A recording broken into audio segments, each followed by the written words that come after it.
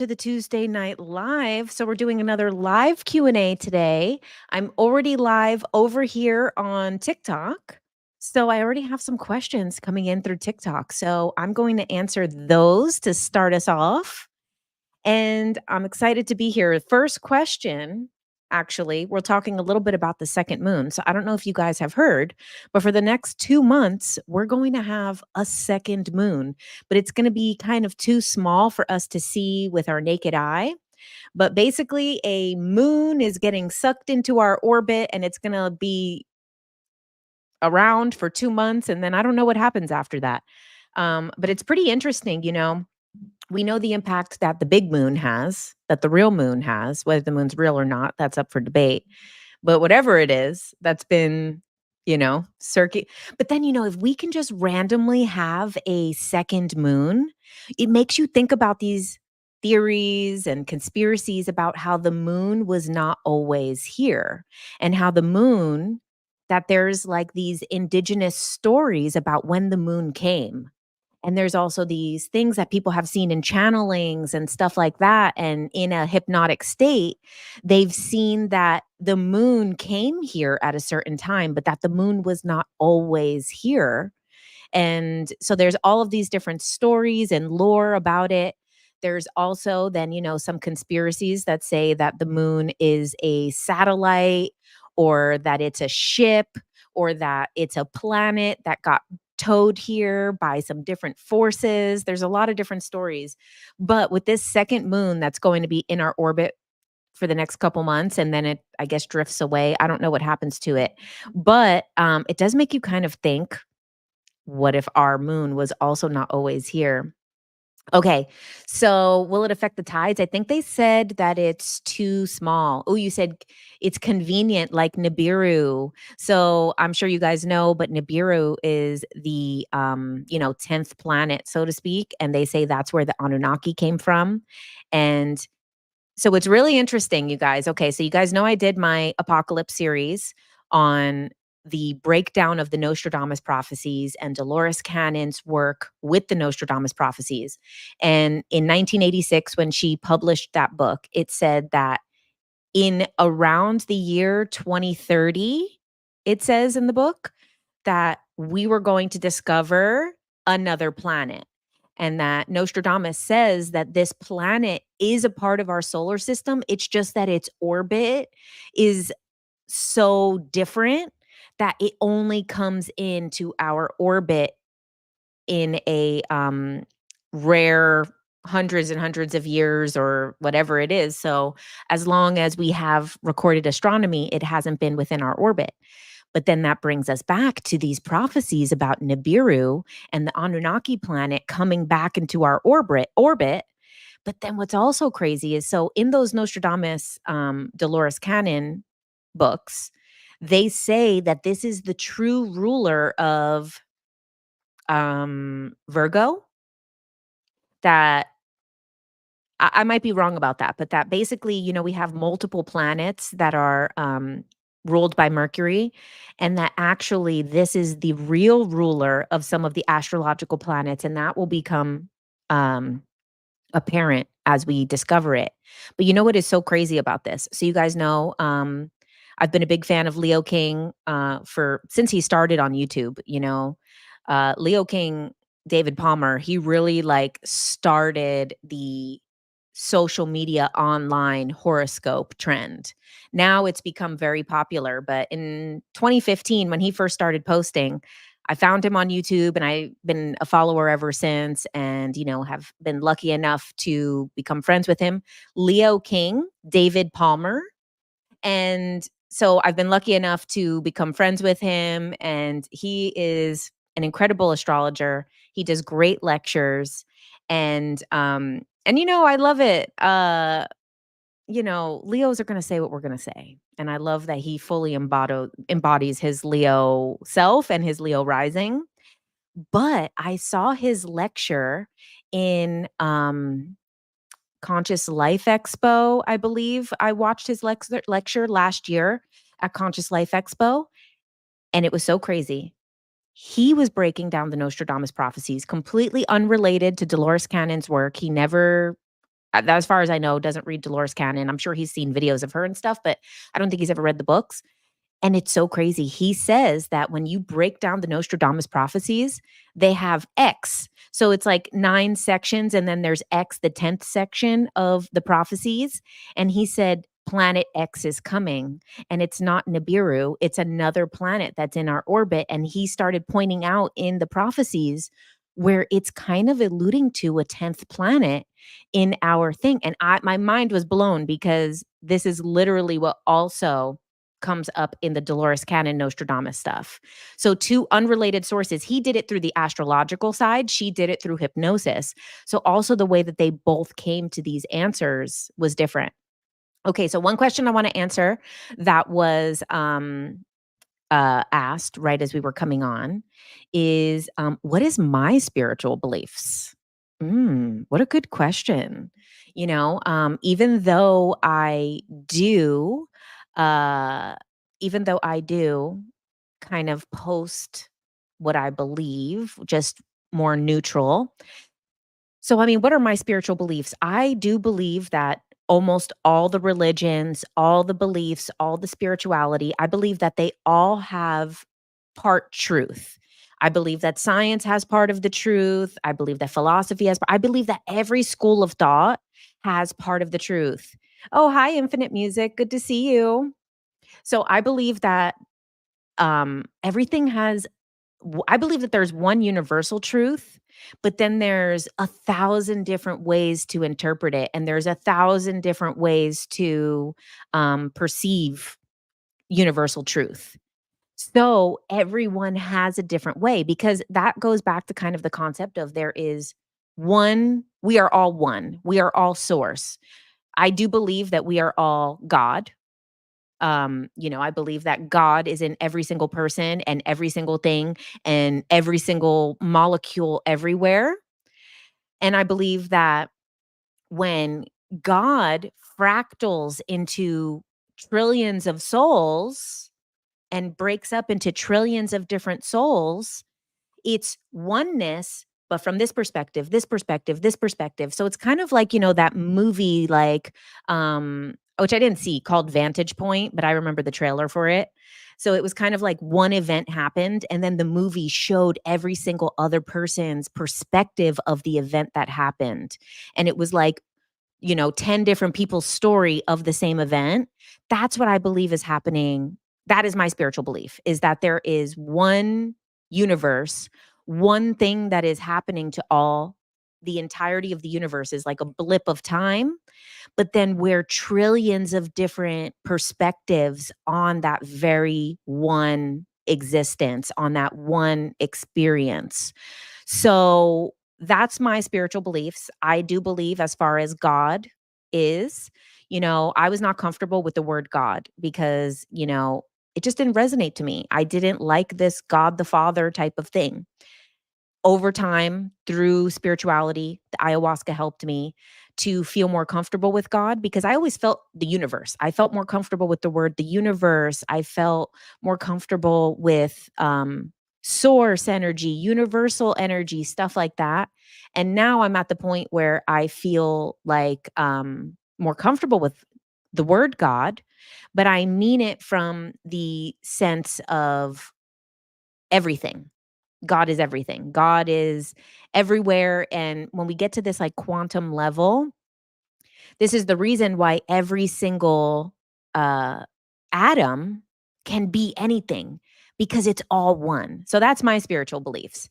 But that's why I really enjoy learning about all different religions, all different spirituality, different philosophy, different science, different mathematics is one perception of God. Science is another perception of God.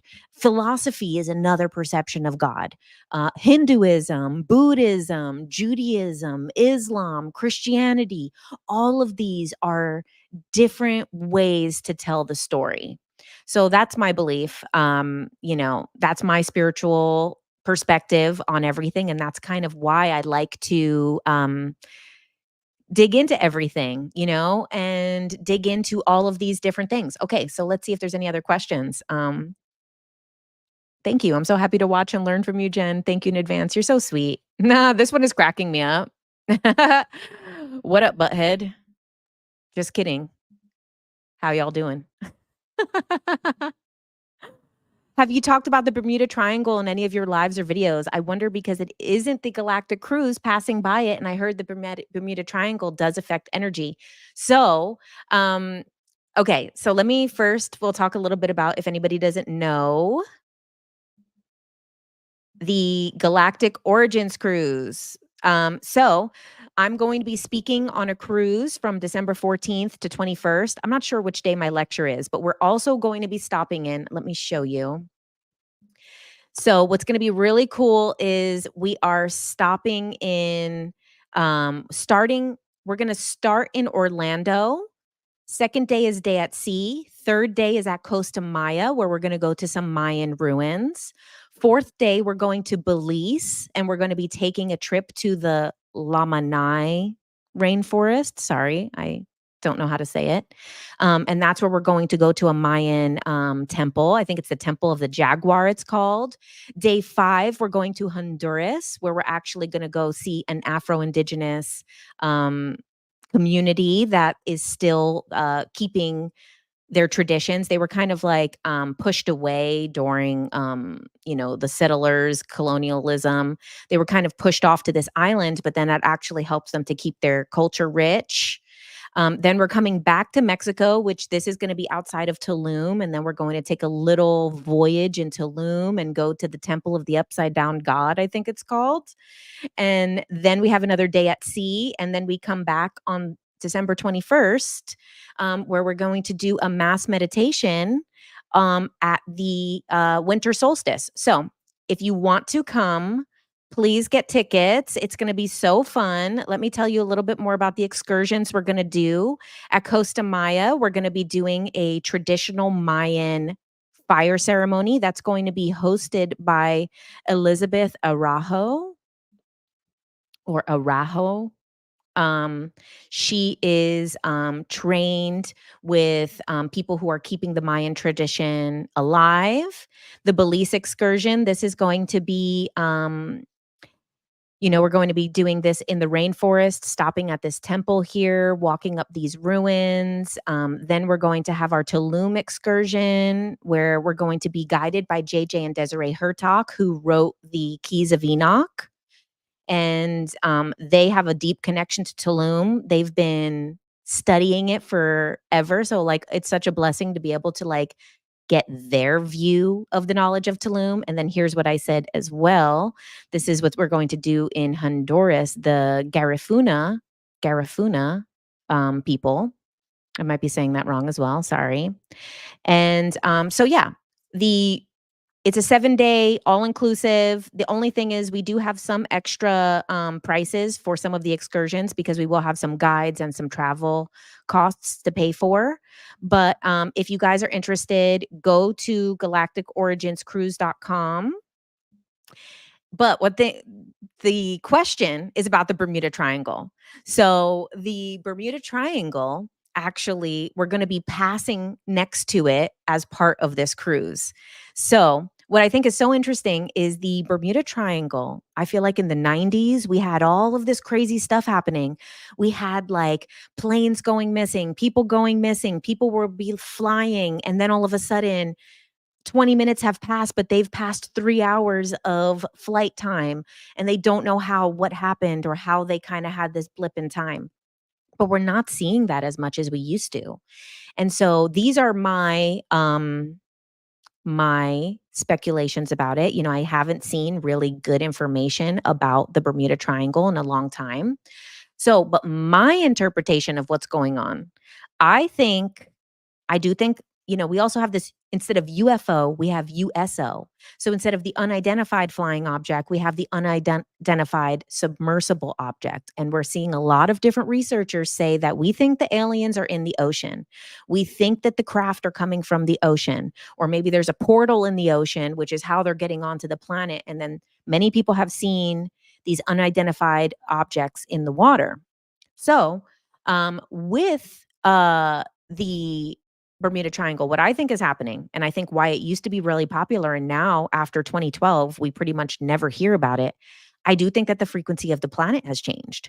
So there probably is some type of portal, some type of alien activity, some type of civilization. Maybe it's sunken Atlantis, maybe it's um aliens, maybe there's a portal.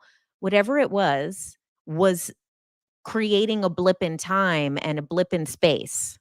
But we're not seeing that anymore. So I'm wondering, is it since 2012 when the frequency of the planet is raising?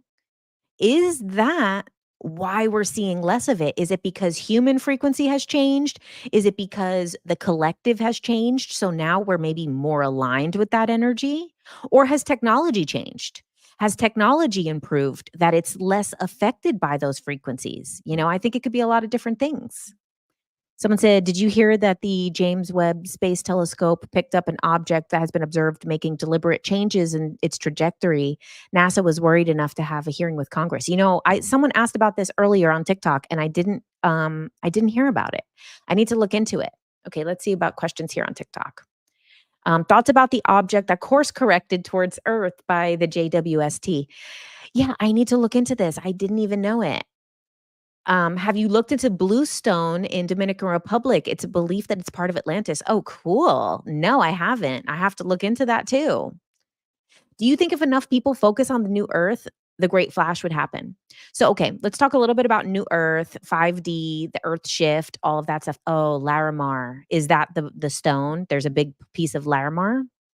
Um, so Larimar is so beautiful. Oh my gosh, it's so gorgeous. I got my friend a Larimar ring for her birthday a couple years ago. It was really nice. Okay. So, wait, what did I say we were going to talk about? I got distracted. Um, the Blue Stone. Oh, the Great Flash, New Earth, 5D. Okay. So, the New Earth stuff, let me scroll down. I'll see the comments and then I'll scroll up for other ones. So, 5D, New Earth, all of that. Okay. So, initially, when I started to learn about Dolores Cannon's work, the 5D, the Earth shift, all of this stuff, I'm like, well, how is this going to happen? How are we going to have a timeline split? How are some people going to live on one timeline and some people going to live on another timeline? How is someone going to not perceive other people on the same world, on the same planet? And I would always in Dolores's work, she would ask about this time and time again. And it would say, like, it's going to happen naturally. It's not going to be anything crazy. It's not going to be anything sudden. It's not going to be like the rapture. It's not going to be like the apocalypse. And then we're like, well, how does that happen? What about the other people? So, one of the things that I've really kind of come to understand is that it's going to be similar to, it's already happening. It's already happening. And, like, say, for example, I use this example a lot, but let's say you were to buy a puppy or adopt a puppy. You see that puppy, it's growing in front of your eyes. And it's happening so quick with a puppy. Like 3 months later, it's already double, triple, quadruple in size, depending on the breed that you have. Within a year, its whole face has changed. Its everything has changed. But because it's happening in front of your eyes, it's really difficult to see the growth. It's not until you look back at a photo and you're like, oh my God, look how little. Or you have a friend that comes over and hasn't seen you in a month or two, and they're like, oh my God, the dog is so big. So I think that's really what's happening in the world right now, which I feel like that's why time is really weird, because time is like, okay, 2020 feels like yesterday, but also feels like 3 lifetimes ago. 2018 feels like yesterday, but then also feels like 20 lifetimes ago. So this is why we're having this weird stuff with time going on, because it's happening in front of our eyes and the things are changing and the vibration is changing, lifestyles are changing, people are stepping into their purpose. This knowledge that was once really groundbreaking for us seems like old knowledge and we're compounding on top of it. So I think that this like earth shift, the reason why all these messages said this was going to happen naturally, this was going to happen subtly, it wasn't going to be abrupt, but that it was happening. I feel like that's what's happening. It's the same as when a dog or a child is growing in front of you and you're not able to see those differences. So I don't think it's going to be anything sudden. And then about the timeline stuff. So, how can someone be living on one timeline and then another person living on another timeline? So, this concept is, I think, really beautiful. So, it kind of a little bit goes into the NPC thing too, where basically, okay, so every single decision that we make, we're starting a new timeline. And you know what? This was really beautiful. I've been doing the hypnosis, the QHHT sessions. They're so beautiful. And, I would never share anything about someone's experience, but there was one part that came through in one of the sessions that I did last week that was like the perfect wording. So I just want to use that wording and honor this person who this information came through. But it was talking about how when we make decisions, we're literally ripping through time and space. We're literally ripping through time and space every single time we make a decision. And I was like, wow, you are right. We really are. So every moment of every day. Oh, hey, Sandra, you said you can't wait for your session. I know, me too. I'm so excited. It's going to be so good. The information that's been coming through has been so amazing. But this ripping through time and space, I'm like, damn, that is true. So you have these two things that you could choose between. You make this decision. We only have the now. The now is being reprinted every now. So every time I say now is a new now, it's reprinted, reprinted, reprinted. So every moment we have a new now. And each of those now have a trajectory. But if we shift, we create a new now on a new trajectory. And it's really in our hands. So what if you make a decision of you want to live on your highest timeline? You want to live in the new earth. Oh, hey, Natalie. So when we're making these decisions, we are ripping through time and space. And when you make the decision, I want to live my highest timeline. I want to live a healthy life. I want to live in my purpose. I want to make a change. I want to be the best version that I can be. Then you have other people who might not want to do that, and that's their right to do it. We have to also respect everyone's right. We can't say, I don't want anybody to be left behind. Every single soul is on their right path, on their right timing, and it can't be on our timing. Our ego wants us to be like, no, please don't get left behind. Nobody's left behind. There's one universe, one place, and everybody will just reintegrate back to the one at the right time. Everything is in perfect timing. But let's say someone makes a decision that they want to go on the old path and they're not ready to move forward, and you're ready to take the action today and start living your best life. We do notice in the real world, in the physical, that people kind of little bit drift in your life. Maybe you hang out less, maybe you talk less. But on another level, on a soul level, if we were to look at the world as a video game, I'm with the controller. My soul is with the controller playing Jen right now. All of your souls have the controller and they're all playing you.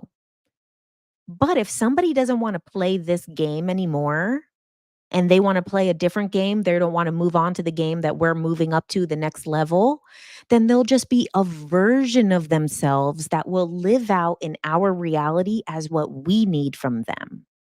So, say, for example, you have a lifelong friend, an old friend that you knew your whole life, and now you're making the changes to be better and do better. This other friend doesn't stop existing. This other friend doesn't disappear from reality because they're not moving on to the highest timeline with you. But the version of them that you experience is almost like maybe the main player is not in them. It's a part of their soul that you're experiencing. But this is why sometimes we might see someone make a drastic change to their personality or their lifestyle, or it might not align anymore with who you are. So we drift a little more, but it's not like an NPC because it's not like the person has no soul, but it's like another version of them in the game, almost like an NPC version of them in your game, now there for you to learn your lessons. And there's a version of you in their game that is almost like an NPC that is helping them learn what they need to see. So maybe, let's say they don't want to progress, they don't want to get better, they don't want to heal, they don't want to do this. You love them, you send them with love, but then that's what you need to see is, hey, that's me if I didn't make the changes. That's me if I didn't stop doing that thing, if I kept living like that old friend. But then in their reality, they're seeing you make strides and new things and new opportunities and build the life that you want.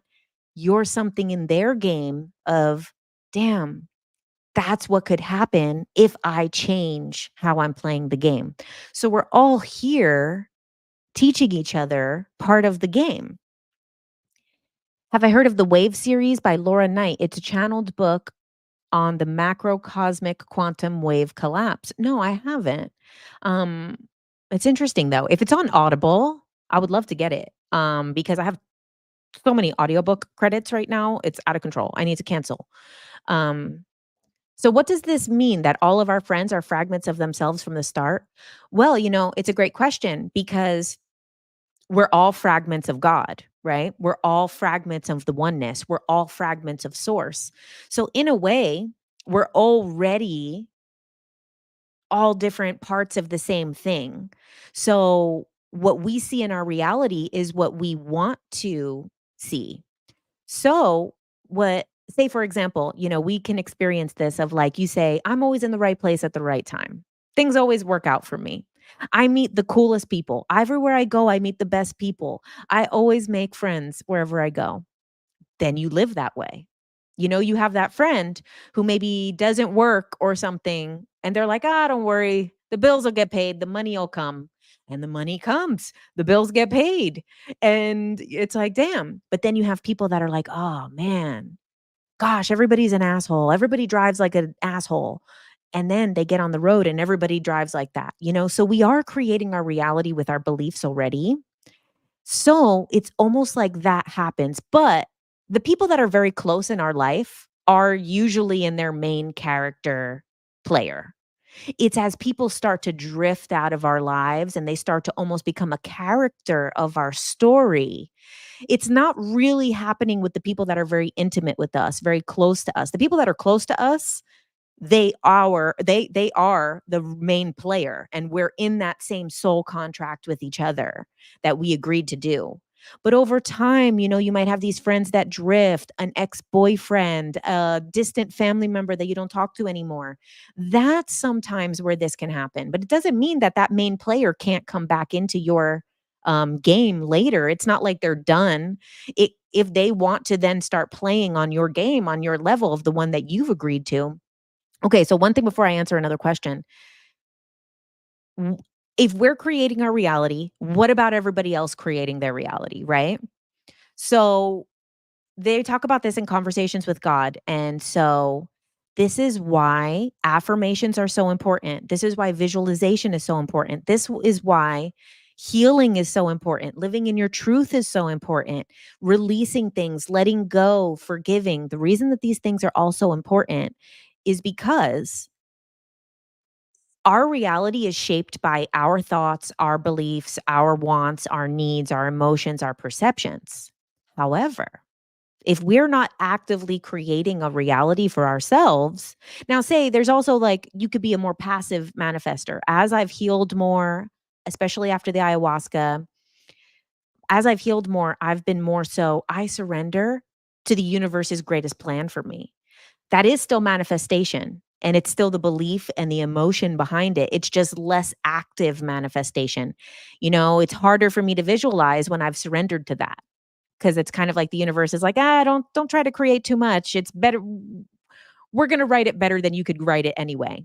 So it's not like you need to actively do every single thing. But if you're in a part in your life where you don't like where you are and you're not happy with your life, then you should do more specific manifestations. So it's a balance is when you are really healing and releasing and forgiving, you can surrender more, but at the same time, if you want to actively change your life from where your reality is right now, then you should write it down. You should manifest. You should visualize. You should. I mean, I use affirmations because I know the reality I want to experience, but the affirmations are more about how I experience life, the type of person I am, how I live, the people that come to me, as opposed to the creations. But what happens when you're not actively doing that? And that you're not, if you're not doing those other healing work, the collective beliefs start to create your reality. The collective does. So if you're not actually actively creating it, there's two things that start to create your reality is your unconscious beliefs and thoughts, which could be a little dangerous, right? Because a lot of us unconsciously have things that haven't been healed. So then we create the reality from the unhealed place because we're not actively creating it. We're creating it from our unconscious, our subconscious. We also know that's where the shadow work is. The shadow is in the unconscious. So sometimes we're creating from the unconscious based on the beliefs and our lived experience, but then sometimes we're creating it from our wounds. And so it's a combination of unconscious and collective.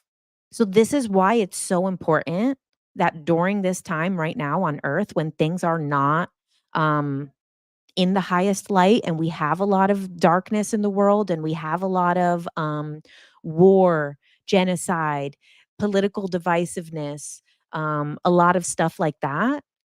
If you're not actively creating your own reality with affirmations, with thoughts, with beliefs, with healing, with forgiving, then this unconscious thoughts combined with the collective's noise, you know? So this is really important because the collective right now, you said you're in your shadow.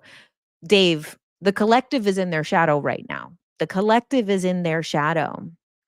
Oh, thanks, Natasha. Good to see you. Don't forget to hop out of the chat and like the live. Thanks, everybody. Roger, I just pictured that miniature horse meme, majestic, and its flowing hair. Yes. We connect with the other version of them in the multiverse. You're like 4'11" in this universe, but in another one, you're 5'10". Okay, so then how do soul contracts work? Okay, this is a beautiful question. So, um, the soul contract thing is very complex. So, of course, when we're talking about soul contracts, we have probably a limited perspective of what they actually truly are, right? So, my understanding based on specifically books like Journey of Souls, Destiny of Souls, Dolores Cannon's books, Brian Weiss's hypnosis work, channeling work, Pleiadian channeled stuff, a lot of different things along those lines. My understanding of soul contracts is that before we're born,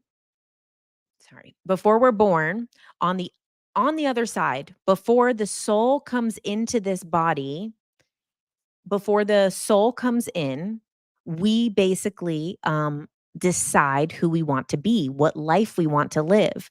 Now, see me as Jen was going to exist regardless, or, most likely there would be many different versions. But this soul of mine coming into Jen, that is part of what is decided. So it's almost like, let's say there's already a video game, right? Like, I mean, I'm so bad at video games, so I shouldn't even try to come up with a example. Let's say something like World of Warcraft, which I don't know the first thing about, right? But there's all these characters that are already, oh no, wait, maybe do you create your own character? Okay, forget it. A game where there's characters already, Mario Kart racing, okay? There's already Yoshi, there's the mushroom, there's the princess, there's Mario, there's Luigi. Those characters already exist.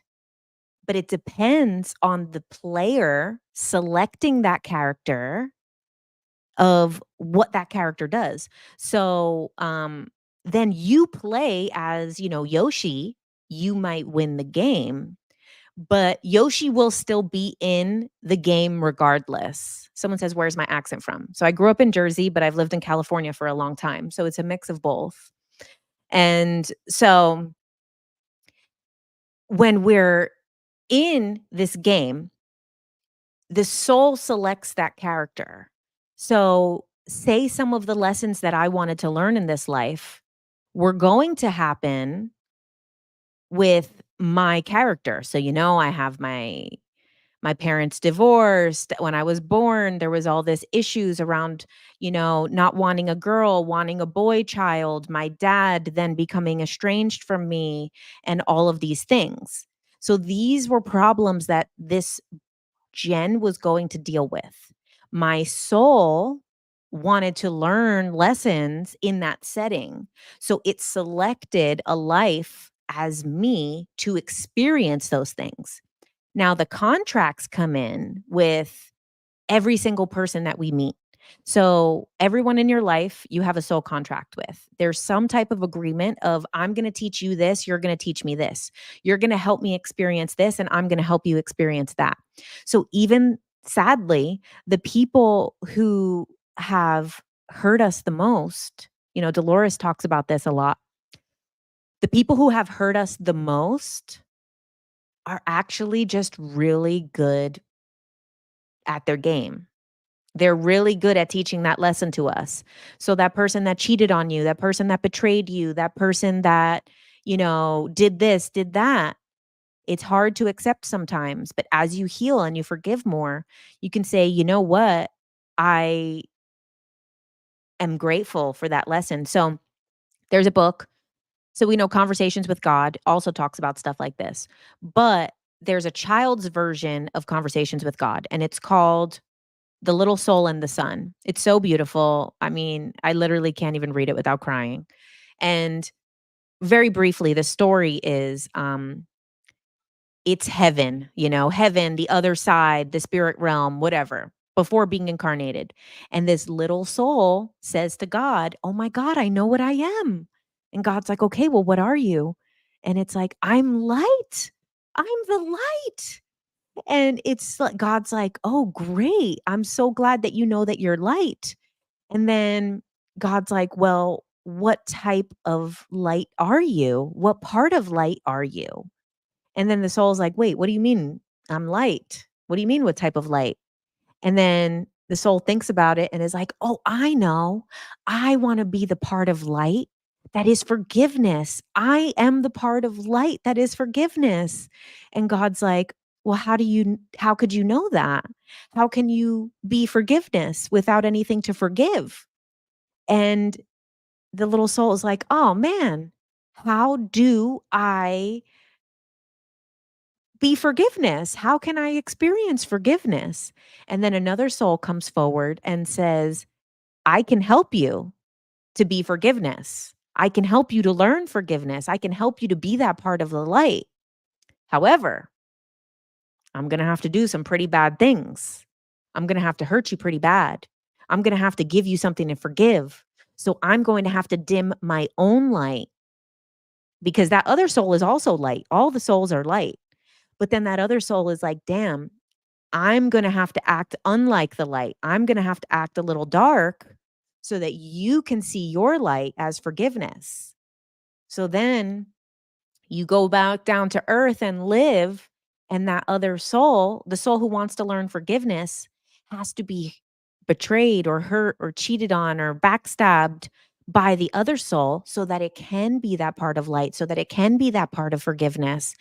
And that is so important. That's what we need to know about this, that like, even those people who are doing bad things, they are still of the light as well.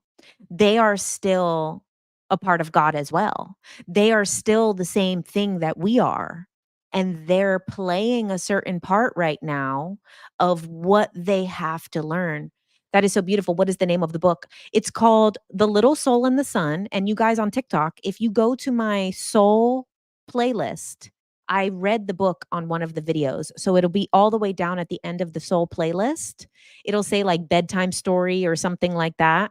And I read from the book. But I'm telling you right now, you're going to cry, Artemis, because it's very emotional. So this is what soul contracts are, so soul contracts, that's why it's so important to forgive, you know, that's why it's so beautiful because everybody is playing this same thing. And, the people who lie to us, who cheat on us, who do this, who do that, one, they're wounded.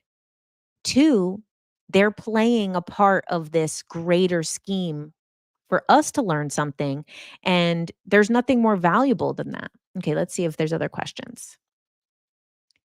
Um, okay. So the main story is already written, but varies based on the choices that you make, kind of. This is a great question. This is one of the most amazing questions. Is it destiny or is it free will?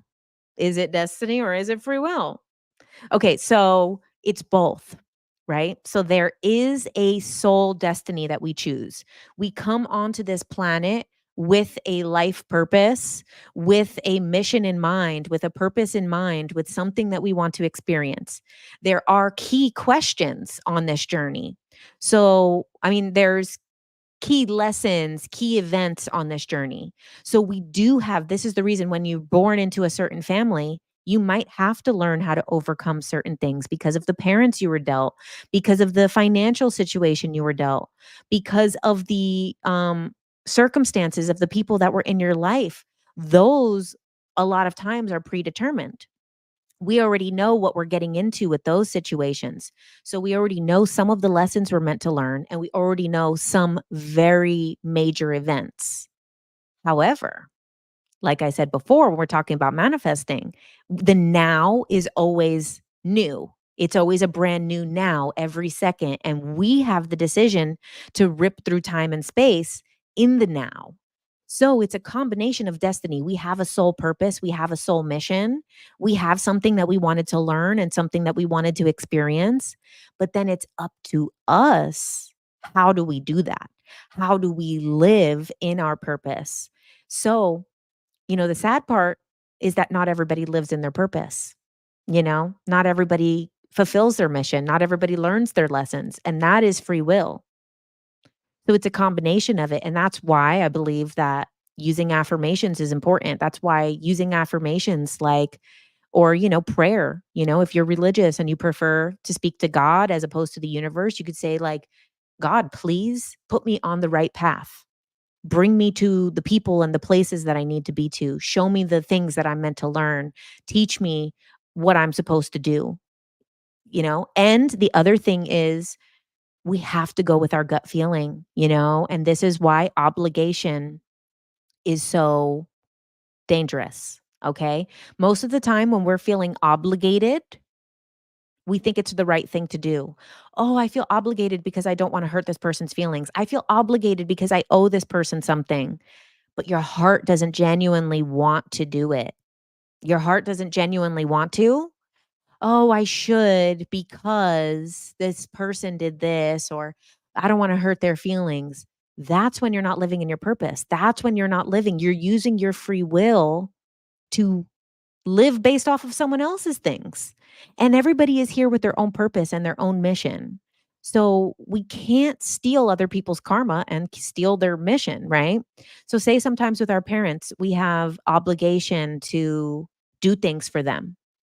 We have obligations to feel guilty for our parents' situation. But we have to also know they're also a soul.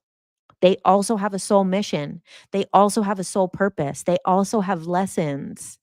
So if we try to figure out everything for them and do everything for them and prevent people's lessons, prevent people's suffering, prevent people's um, lessons, experiences, try to, even with children, you want your children to not experience any suffering, any pain. Obviously, you don't want to cause any suffering, as best as you can. You can only do as best as you can.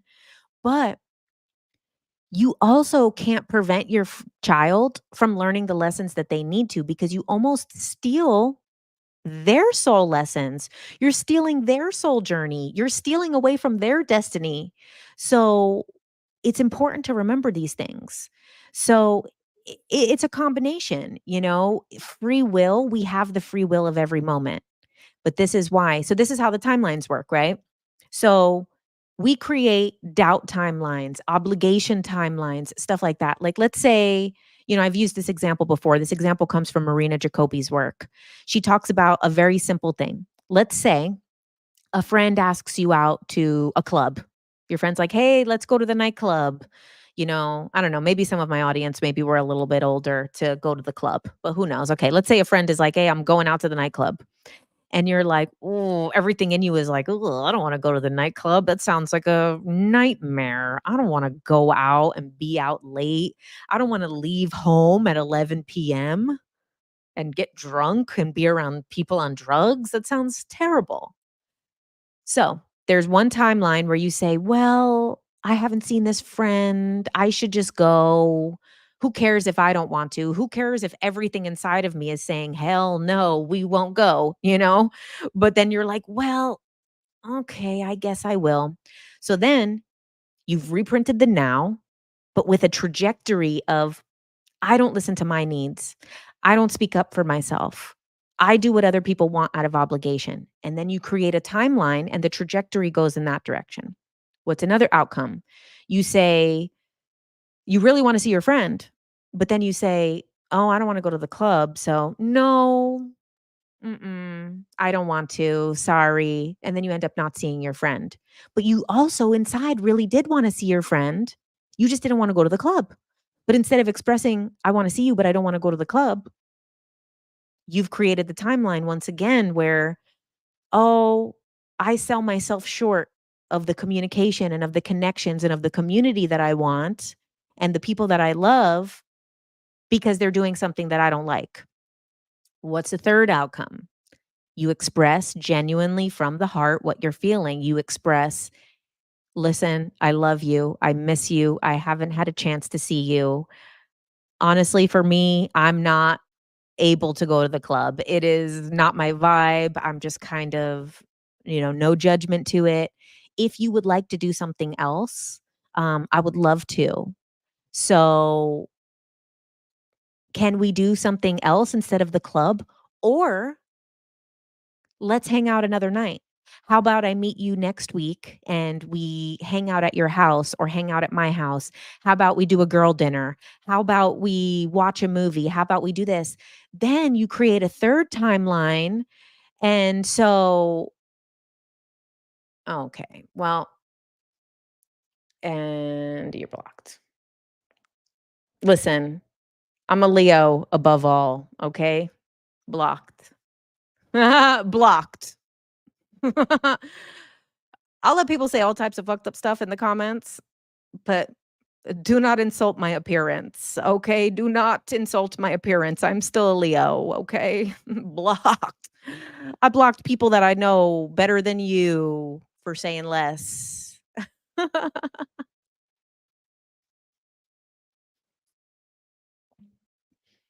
um, People are out of their minds. I know. Anyway, but that's like where we create the timeline that then we're happy with what we do, because then you've expressed your truth. The truth is, I don't want to go to the club, but I do want to see my friend and I do want the community and I do want the connection, but not in that setting. So we create that other timeline. So see, in that moment, we have three potential outcomes. We have three. So we have the now splits into three. Which one do you want to live? Which one do you want to create? And then that's how you live in your highest timeline. Where's the bedtime story? So if you go to my TikTok profile, scroll through the playlist, it'll say soul. And then that whole I mean, you should watch the whole series. I'm just saying you should binge watch the whole series, but it's at the end. It'll be one of the last videos on that list. And it's about 10 minutes long, because we go through pretty much the whole story of the book.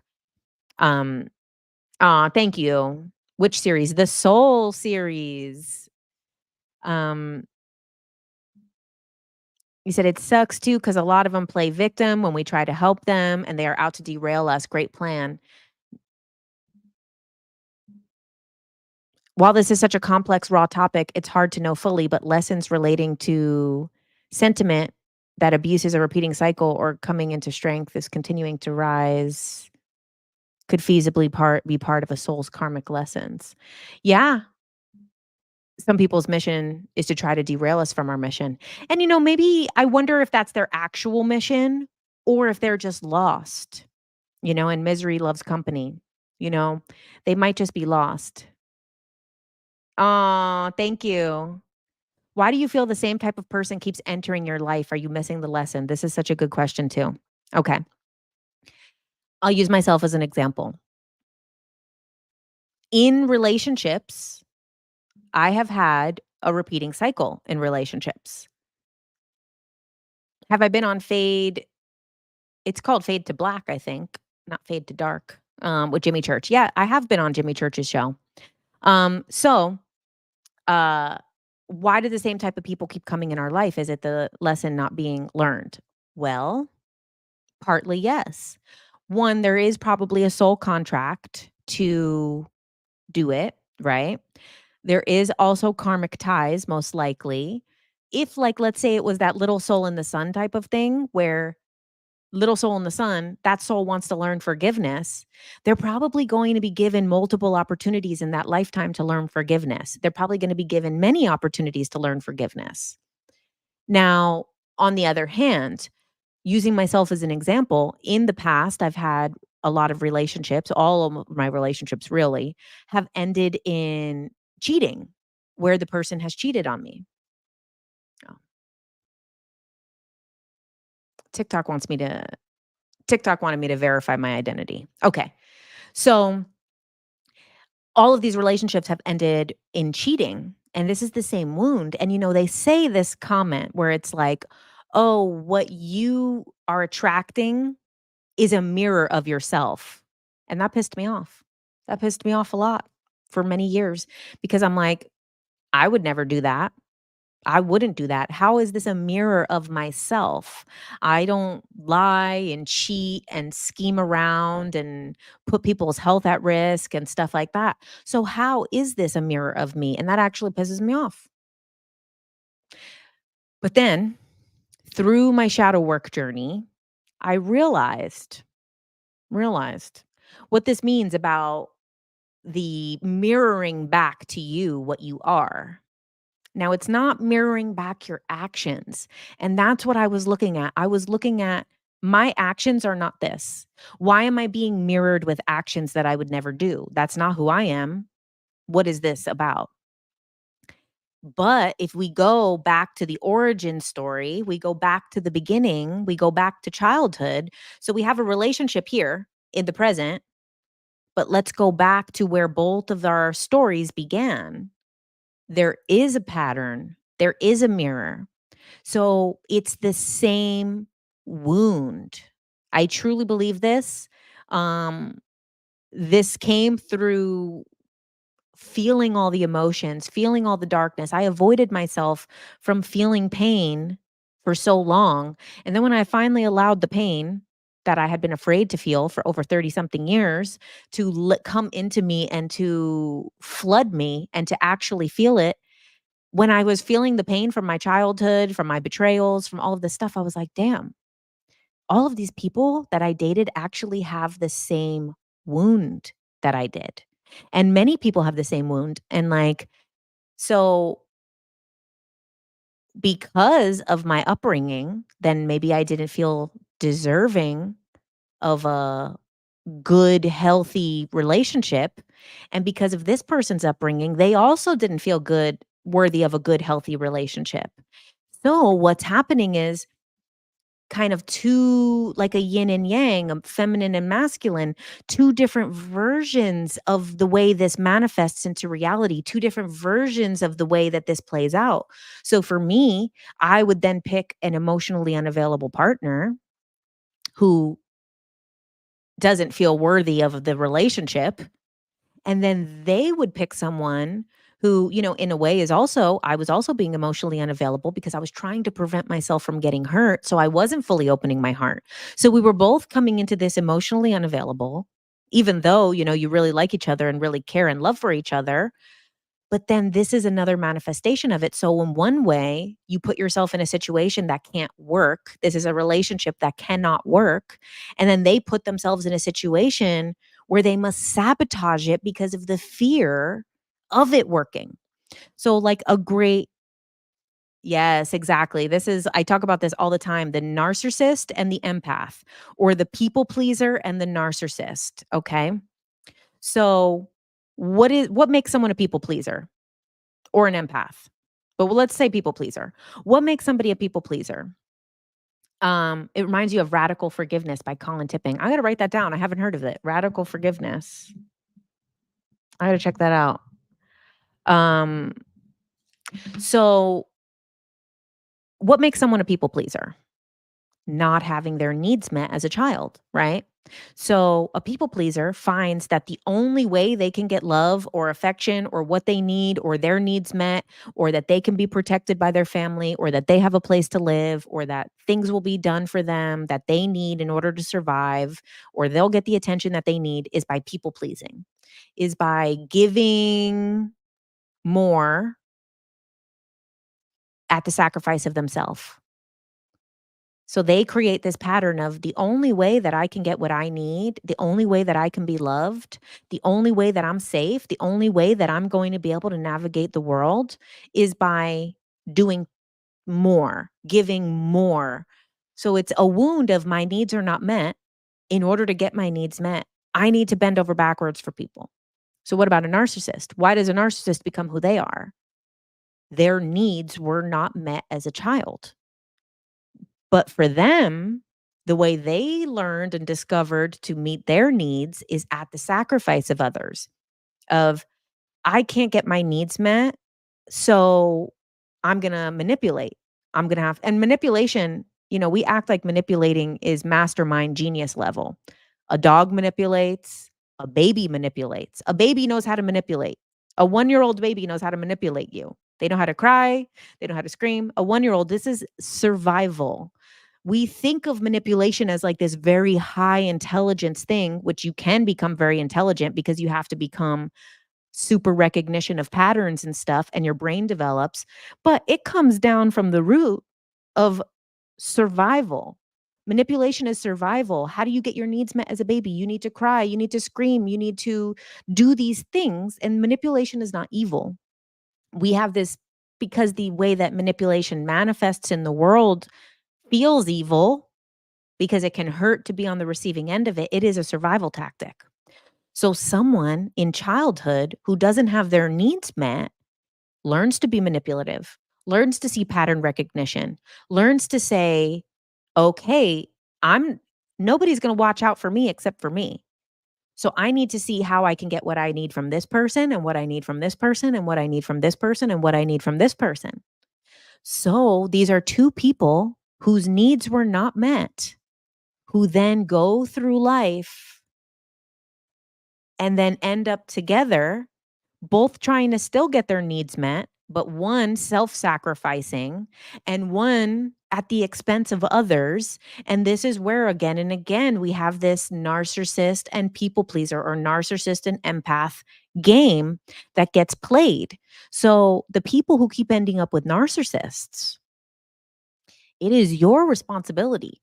You are the one that is more higher EQ, higher emotional intelligence. It is your responsibility to stop the pattern. That other person who's doing it at the expense of others, they might not be able to stop the pattern. The damage might be too strong. I don't believe that narcissists can't heal. I know, but the medical field believes nothing can heal, okay? The medical field believes in cures for nothing, okay? I do believe in cures. I do believe people can change. I do believe that people can heal and grow and change. And I also believe that someone can have narcissistic tendencies, but through understanding, through forgiveness, through knowledge, through receiving love, receiving empathy, experiencing unconditional love, I do think that they can change. However, It's not your place to change them. You can't change anybody. People could change themselves. So don't think because of what I'm saying, you're like, oh, I can change them. No, no, no. You can't change them. They can change themselves. So it's up to you if you fall into this again narcissistic relationship or again cheating relationship or whatever this relationship pattern is that continues in your life, whether it's through friends or work situations or it's romantic, that is up to you to change. We need to stop looking outside and being like, look at all these asshole cheaters, all these narcissists, all this, all that. It's not what is mirroring my actions. It's what is my wound? What caused me to accept this behavior? What caused me to think this is okay? What caused me to say this is looking past the red flags, going into denial? What inside of me caused this pain? What inside of me caused this pattern and let me think this is okay? And not to have judgment, not to say, gosh, I'm such an idiot. How do I keep doing this? That's not going to get you nowhere. It's okay. What caused me to feel this way? Well, I didn't have my needs met. My parents didn't know how to. They didn't have the tools. I was one of many kids. They were already busy or exhausted by the time I was born. I had to be this way. Understanding you did the best that you could for that time of your life. You did the best that you could at that age. There was nothing more that a kid could know. A kid doesn't have these type of tools. The kid doesn't have these books and tools and stuff. So you were totally used by your parents. So totally understandable. Exactly. And that's what it comes down to. That's really important that it's like instead of feeling for, oh my God, I'm so stupid. How do I keep ending up with these narcissists? How I keep ending up in abusive relationships? How do I keep ending up with cheaters? How do I keep this or that? You say, okay, where did this come from? Where did I learn that this was okay? And then you say, oh, I was only a baby. I was only a child. I was only a teenager. How could I have known any better? I was only in my young 20s. How could I have known any better? And give love to that part of yourself, but also feel it, and that's the part that I was the most scared of. I was the most scared of feeling the pain, feeling the sorrow for myself. I never wanted to feel sorry for myself because you know what? It's got me this far in life by not feeling sorry for myself. That's the only reason why I can communicate openly and freely. It's been such a coping mechanism for me. It's been something that got me very far. And this is why I've talked about it when I've talked about shadow work before is that sometimes the things that we need to reflect on is our greatest qualities, our strongest qualities, our strongest things sometimes need the attention. So, like, for me, what do I love about myself? I love that I'm a strong person. I love that I'm strong-willed. I love that I'm emotionally very even. I'm not very rattled by things. I mean, except for that person saying that I didn't look good. Do not say that to a Leo. You will get blocked. You will be dealt with. But, um, with those things, what are some of what's important is how do we the things that we love about ourselves have become our strongest coping mechanisms.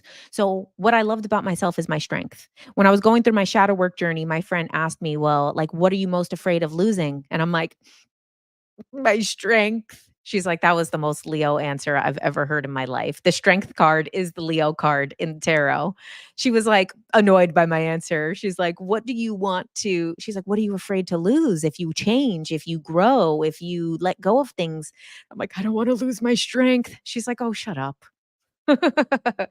But that thing that is our strongest quality, maybe your strongest quality is kindness. Maybe your strongest quality is loving people, is caring about people. Okay. Why? Why are you so kind? What made you so kind? Why are you maybe your greatest quality is your intelligence. It had to be Chelsea, exactly. And so what maybe your greatest quality is that you're intelligent, that you're smart. What makes you that way? Maybe you had to be smart. Maybe you had to be kind. Maybe you had to be caring. Maybe you had to be kind because maybe there was other kids in your family who weren't getting their needs met, so you had to take care of your siblings. Or maybe your parents weren't available that you had to take care of other siblings, and that's why you became a caretaker. That's why you become so kind. That's why you become, or maybe you have a parent that is so maybe not able to mentally care for themselves or mentally, have their own stuff dealt with, that you had to step in. Maybe that's why you became so smart or you became so kind or you became so strong. So sometimes what we need to look at when looking at our wounds to stop the patterns is to look at our best quality. Thanks, bull guy. I like it more than being mean because it hurts others and I don't like to see people sad. So that's the thing. Being kind, to what level of being kind? Everybody wants to be kind and polite and things like that. But do you think that things are mean that are maybe not mean? I mean, sometimes people think like, oh my God, it's so mean if I speak my truth. It's so mean if I tell someone that I don't like it. It's so mean if I were to just say how I felt, I might hurt their feelings. Now, that's where we're talking about with these timelines. You're creating timelines of these other things. You're creating an obligation timeline. You're creating a timeline like this. You think if you're honest, you can hurt feelings. So that's something like, so look at your greatest quality. And it's not saying get rid of your greatest quality. I'm not going to get rid of being strong, but I have to know, well, what happens if I'm not strong? Okay. What's the worst that happens if I'm not strong? You were told that you were mean because you expressed your feelings. Okay. So this is the thing, is that look, now someone else wasn't able to handle the truth and they shunned you for it. But that's important because now what's happening is you're creating a timeline that is not your highest timeline for fear of hurting other people's feelings. And you know what? You're a nice person. You're never going to hurt people's feelings because uh you're mean. If your truth hurts other people's feelings, that is also theirs to deal with. Of course you don't want to be like, "Ooh, you look like an ugly cow right now." Things like that, we can tell our little light things like that. But maybe, there's other things that we're not expressing our feelings about that are the truth that need to be said. People pleasing can be a shadow. Yeah, definitely. Oh, thanks, guys. This is like a therapy session. Stop telling my whole life. Working on that now, currently setting boundaries with family members, and it sucks, but it's your truth. Exactly. And that's how you're going to step onto your highest timeline. Because, we talked about when you make a decision, it splits into a potential of 5 different timelines. So let's say you have something that needs to be said. Maybe sometimes every time you're around someone, like a parent, a family member, they make you feel terrible. They make you feel if you're not bending over backwards for them, that you're not a good child, that you're not this, that you're abandoning them, that you're this. So you can't express your truth. But then you also can't abandon them. You'll feel like you're abandoning them by not giving them your attention, giving them your energy. This is you creating those timelines. So do you want to live on the timeline of obligation? Do you want to live on the timeline of not speaking your truth? Do you want to live on the timeline of worrying about everyone but except for yourself? And this comes back to the original question about destiny versus free will. If you're using your free will to if you're using your free will to um create a timeline that is based on everybody else's needs and everybody else's feelings, then you're not living in your highest timeline. You're not living in the destiny. You're using your free will to live less than your destiny. And everybody has a truth to say. You jumped in at the right time. Yes.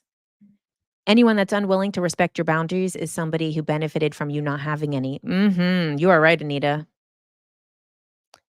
Another thing that came up in one of the hypnosis sessions, that was so, so, so beautiful. And these little nuggets of information that have come through that I felt were so important to share. Um, One person said, and again, honoring this person for this message coming through because it's so powerful, it's going to help so many people, is forgiveness is a very special part of free will. When we use our free will to forgive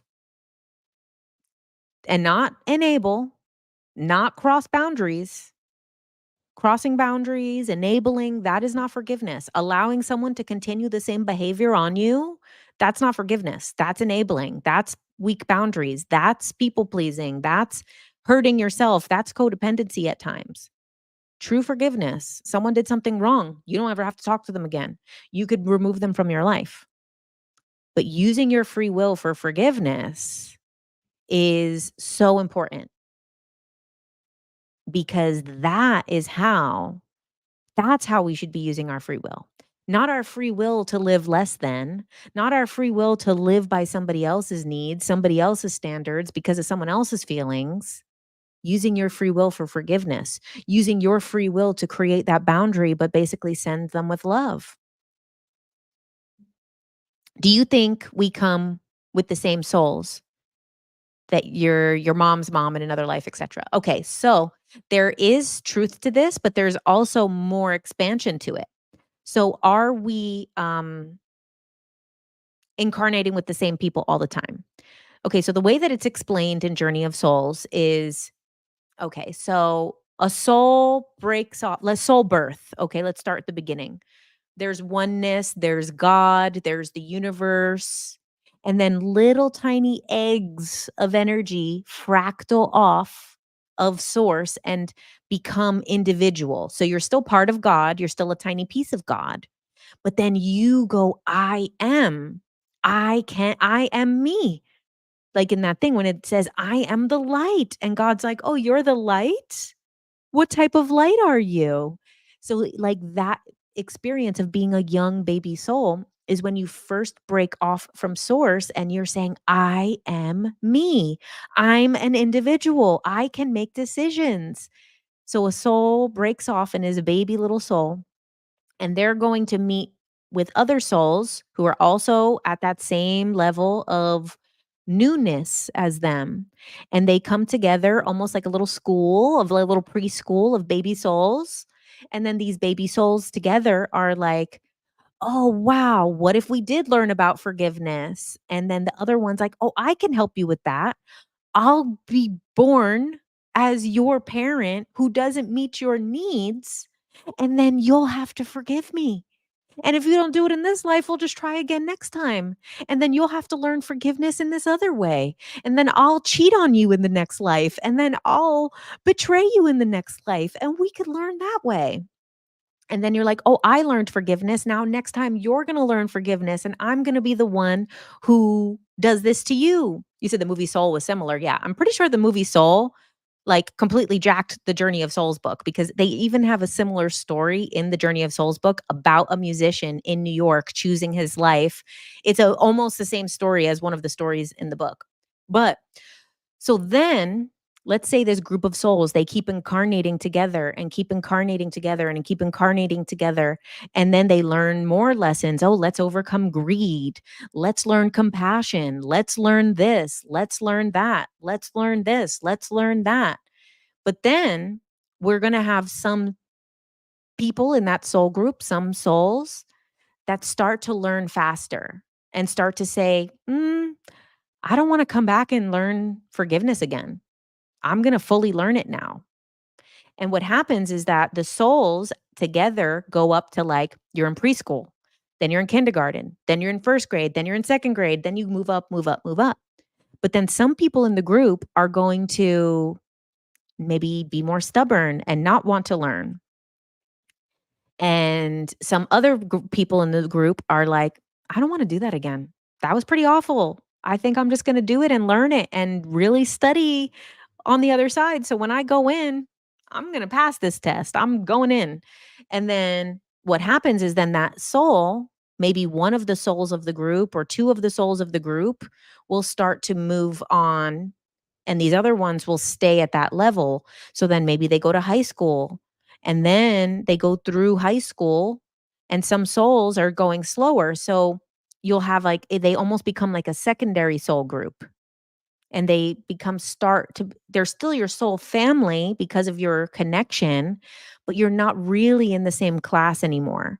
So maybe they'll be born as someone in your life, but maybe it's less significant, or maybe it's more distant, or maybe it's only at a young age, or only at a certain job, but then they won't be kind of a soul partner or a family member anymore. And then you'll keep growing. And then let's say those two souls, they both finish the high school levels, and they're like, you know what? I want to become a master of this topic. And then the other one's like, I want to become a master of this topic. So then these souls start to say, like, okay, well, now I've mastered this. I can become a guide for other souls. So then they become a guide, and it's like a hierarchy. And then your guides have guides, and they're guiding people.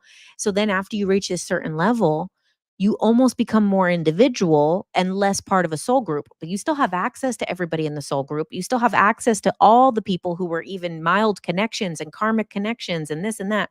You still have access to everybody. However, over time, as you learn your lessons and become more advanced, you might not incarnate with people from your soul group anymore. And then let's say you've already gone through all your levels, and you've already done all your stuff, and you've already gone through, and now you're at your higher levels. You might come incarnate into Earth as someone like right now on the planet, who's here to shift the planet, who's here to teach people, who's here to be a messenger, be a vibration disruptor, someone who's here to be a healer, someone who's here to break up old energy, somebody who's here to bring love, someone who's here to bring compassion. And then you might be, it's not that you don't have a soul family, it's just you're not learning in that group anymore, so you're not incarnating with those people anymore, but you're still gonna they're still out here. You're still gonna interact with them and have connections to them, but the soul family will change over time. So this is why a lot of people who are more soul, maybe like star seed type soul, or three waves of volunteers type soul, or light worker type of soul, sometimes they feel like, I feel like this is not my soul family. I feel like the people around me are not my tribe. I feel like these are not my family from other lives. That could be true, because you could be someone who's already gone through these levels and came back down, excuse me, for another reason. Why is forgiveness so hard to do? You have the empathy to realize that people are doing the best they can where they are, and you've had hard lessons to learn, but not being able to do it. This is a beautiful question. Um, so forgiveness takes time. In my experience, is forgiveness starts in the mind. It starts with rationalization. It starts with, I know they did the best that they could. For years, it took me, before I could forgive in my heart, I had to forgive in my mind. And slowly it will move its way down. So instead of feeling like, why can't I truly forgive? um know that it's moving down. It is over time. So it's like, that's, I think, the best way to start forgiveness is with understanding. For a lot of us, having more information about, like, damn, this is the situation they grew up in, or they didn't know any better, or they're just wounded themselves, is in your mind first, and it will make its way down to the heart. So don't feel like, and you said you've hurt people too, that's what made you forgive. That's something that happens too. Sometimes we learn from another perspective, sometimes we make a mistake. That's another way that it does help people to understand. But there's many different ways to understand. Sometimes it could be through knowledge, sometimes it could be through action, sometimes it could be through experience. Sometimes people learn to forgive through having kids. Sometimes people who haven't been able to forgive their parents have children, and then they say, "Oh, damn, this was a lot harder than I thought it was gonna be." And they learn in their head to forgive.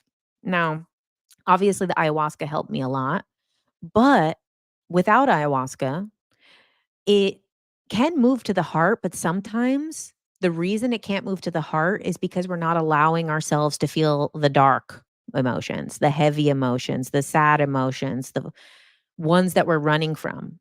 you know? And sometime that was another big part of my journey was allowing myself to feel, sad about my life, about my childhood.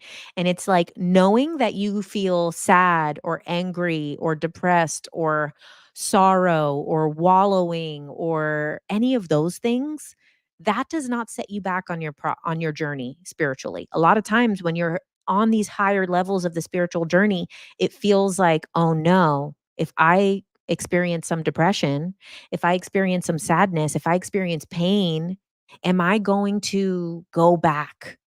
Am I going to go back in my journey? Am I going to undo the work that I've done?" Actually, and this is like what I was talking about before with the strength, is I was so afraid of losing my strength, and my strength was one of my favorite qualities about myself, that I was actually afraid of being weak. And when I finally allowed myself to, I realized, oh, being vulnerable, being feeling these things, feeling hurt, it's still hard for me to feel hurt because I've put so many walls around it, but allowing myself to feel hurt allowed the floodgates of like, oh, it's a lot stronger to actually feel hurt. It's a lot stronger to actually be vulnerable. It's a lot stronger to actually feel sad, to feel depressed, to feel these things, to feel sorry for myself. That actually, you've already done the work. You're not going to lose the work you've done. So it's like this with the spiritual journey. So let me do it on this hand so TikTok can see it. So, like, we're going up on the spiritual journey, but then let's say you have like a time of depression. You're not going down.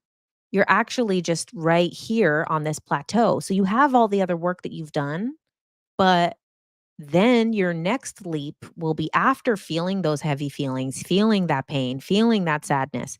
Once you've gone this is far down the spiritual path as you guys all have, it's safe. You're safe now. You have the tools. It's okay to finally, and it will happen at the right time because our subconscious mind protects us. Our subconscious mind knows when it's safe to feel sad, finally. And for me, it was at 35 years old. So it takes time, you know? Let's see. It takes a lot of courage to take on the dark. Love and light is easy. We have to confront it. It's very true. To be broken down and picking yourself back up again is strength. Exactly. And trusting in the greater process, trusting in the universe, trusting that once you really allow yourself to feel those heavier emotions in a true way, in a way that allows them to actually, you know, pass through, then it's like, oh, I get it. Like I get, and it's like it takes time, there's no rushing forgiveness. Let's see. Oh, thanks, Josh. Jen is doing so much work and all of us are benefiting from it. Thank you, Jen. You're greatly appreciated. You're so sweet. Um, let's see. What else? How many times do we have to come back? Is there a graduation? You're tired here. Well, that's another beautiful thing with reincarnation, right? So like as many times, like, so that's the thing. When we're here and we're feeling broken down, we're feeling earth is hard. I don't want to live like this anymore. I'm tired of the pain. I'm tired of the suffering. I'm tired of the feelings. I'm tired of paying bills. I'm tired of this. I'm tired of that. I don't want to do this anymore. I want this to be my last life. And this is like a big thing when people learn about these spiritual contracts. They're like, oh, this is my last life. I hope this is my last life. Please, somebody tell me that I'm never having a life again. I can guarantee you guys, once you get back to the other side, you're gonna be dying to get back in this game, okay? You're gonna be like, "Coach, put me in." I'm telling you, you will, because I have felt that way before in the past, and one, I saw this quote today that said, um, "You're not stressed and exhausted and tired because you're doing too much. You're stressed, exhausted, and tired because you're not doing enough of what truly lights you up, of what truly makes you happy, of what truly invigorates you." So this exhaustion, this tiredness, this is communication from your heart, from your soul, from your greater purpose saying, we want more out of this life. We want to live a more meaningful life, a more purposeful life. And, there's nothing more purposeful than helping people. Whenever you feel defeated, it gets worse. So that's, a bit of not trusting in the process. And I'm not saying, it's everything feels better after feeling depressed and sad. It does take work. It does take knowledge of putting things back where they were. You let yourself feel down, but then you have to know where to put that back to. Of like, damn, I feel so sorry about my childhood, my upbringing, my situations. How about placing it back to where it belongs? Like, oh, okay, I'm sad about my childhood. I allow myself to feel it. How about I know where to put that back? That was my dad's story. That was my mom's story. That was my family's story. This was my generational trauma story. But this is me. I have control of my own life, my own destiny. So when to go back to this question is there how many times do we incarnate? Is there a graduation? As many times as you want, as many times as you need. And there's no I don't believe in this bullshit um soul recycling, white light soul trap. Some people call it the installations. I don't believe in this bullshit. I really don't. I've read hundreds and hundreds and hundreds of transcripts of hypnosis sessions. I've put a bunch of people under hypnosis. I've been under hypnosis. Not a single person ever says, "Holy shit, it's a trap." Never. Like, literally, it never happens. There's people who have near death experiences who claim things like that, but a near death experience is you didn't really go through the process. And most people who have near death experiences don't describe something like that. They talk about how basically the other side, they're like, so you have the choice. You're not done with what you wanted to do. You're not done living. So let us know when you're ready to go back. We'll bring you back.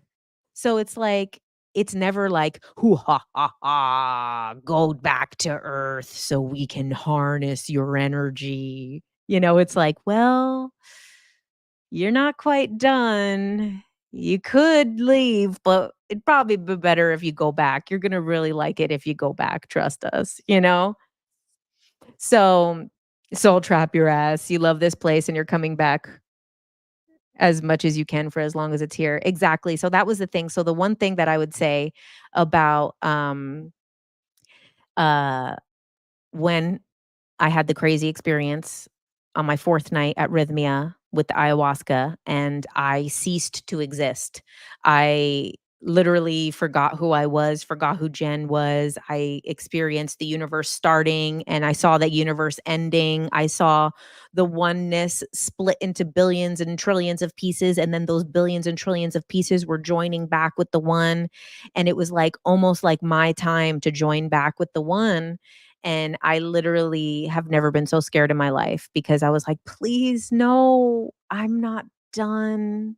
I don't I don't want it to be over." Like, that was the greatest game there ever was. And it says the same thing in Conversations with God. It says, "It's the only game in town. You're gonna miss the game when it's done because it is the greatest game that ever was." So coming to Earth, being allowed to have this experience, being able to incarnate, it's as great as it gets. And it's like on the other side, everything is good. On the other side, you can manifest everything, but you can't feel it. You can't taste it. You can manifest an orange tree, but you can't taste the orange. You don't get that joy of it. So when we're feeling tired of being here on earth, the time is to, enjoy that bite of the orange, enjoy that moment, enjoy feeling, the sun on your skin, seeing the sunset, being in the body. Can we incarnate years in the past or only in the future? It's a very interesting concept. I think it could potentially be both ways because my belief is that we're currently in the past. That's my belief is that where we are right now is the past. Even though it's the now for our perspective of what we're experiencing, I believe for our soul, we're currently living in a past time. So I do think it could be. I do think that we could experience other times. That kind of goes to the egg theory where they say that there's only one, and the one continues to reincarnate into every single person and has all of these different experiences, but that it's all experiencing itself. So the one can be in 2024 being born today, or could be being born 35 years ago, or could be born 3,000 years ago.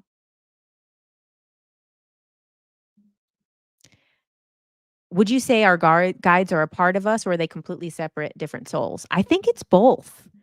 I think we are our guides, but that there also is some individuality of our guides. I think it could be both because we kind of are all one. You thought with ascension, we don't reincarnate anymore. We move to a higher dimension instead. Um, it's individual experience. So ascension is a long process. Ascension is a very long process. So it could take many, many lifetimes to ascend, or we can ascend beyond needing to come to earth. But it's still a choice. There's a lot of people who are here who, one of the first people that I ever put under hypnosis in 2020 when I first learned, it was so interesting. I asked, "What lessons are you meant to learn in this life?" And her answer was so interesting, is that her lessons are for other people. She already learned all the lessons she needs to learn. She's here for other people's lessons. And I was like, "Whoa, that was crazy." So that was like one of my first times I ever put someone under. That was one of the first answers that came out. I was like, "Whoa." Yep, it's like playing the Sims character all at once, playing all the Sims characters at once. Yeah, right? Because in The Sims, you're the only one that's playing the game, but you're kind of everyone in the game. We all have to be Diddy at one point.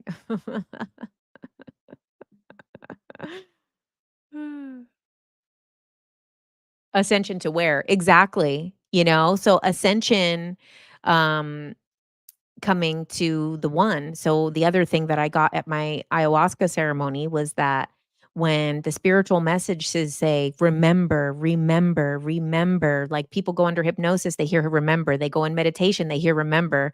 They do a shamanic journey, they hear remember. We're like, "What is remember? Remember what? My past lives? Remember my mission? Remember why I'm here? Remember what?" But it's to the opposite of dismember, that we were all one and then we dismembered, and then we will eventually remember back to the one. So I feel at the end of the ascension process, we remember back into the one. Now, one thing that's interesting that I've heard come up, um, it comes up in, I believe, in Destiny of Souls. It's come up in Dolores's work. It's come up with Pleiadian channeled work. It's come up with Akashic Records work. It's a little intense of a concept.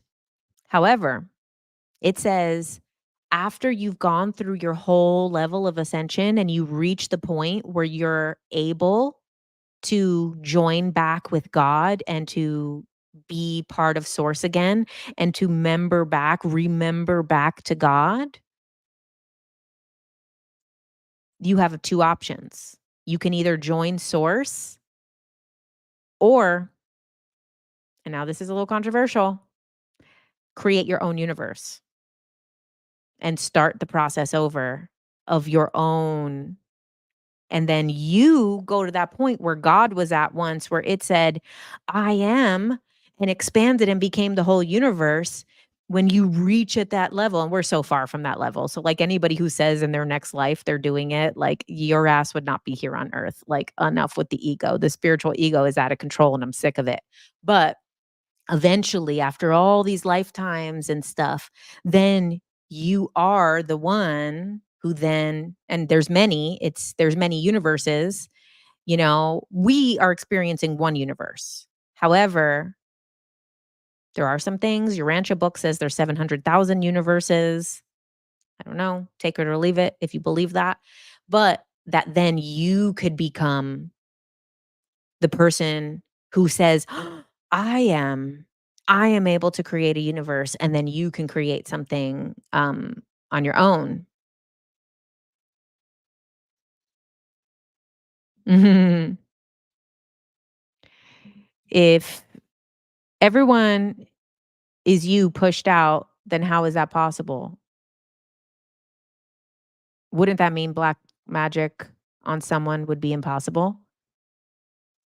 Who says black magic is bad, right? That's the thing. Something that we have to remember is we get very stuck in on this love and light side of spirituality as if there's only one right answer, that light is the only right answer.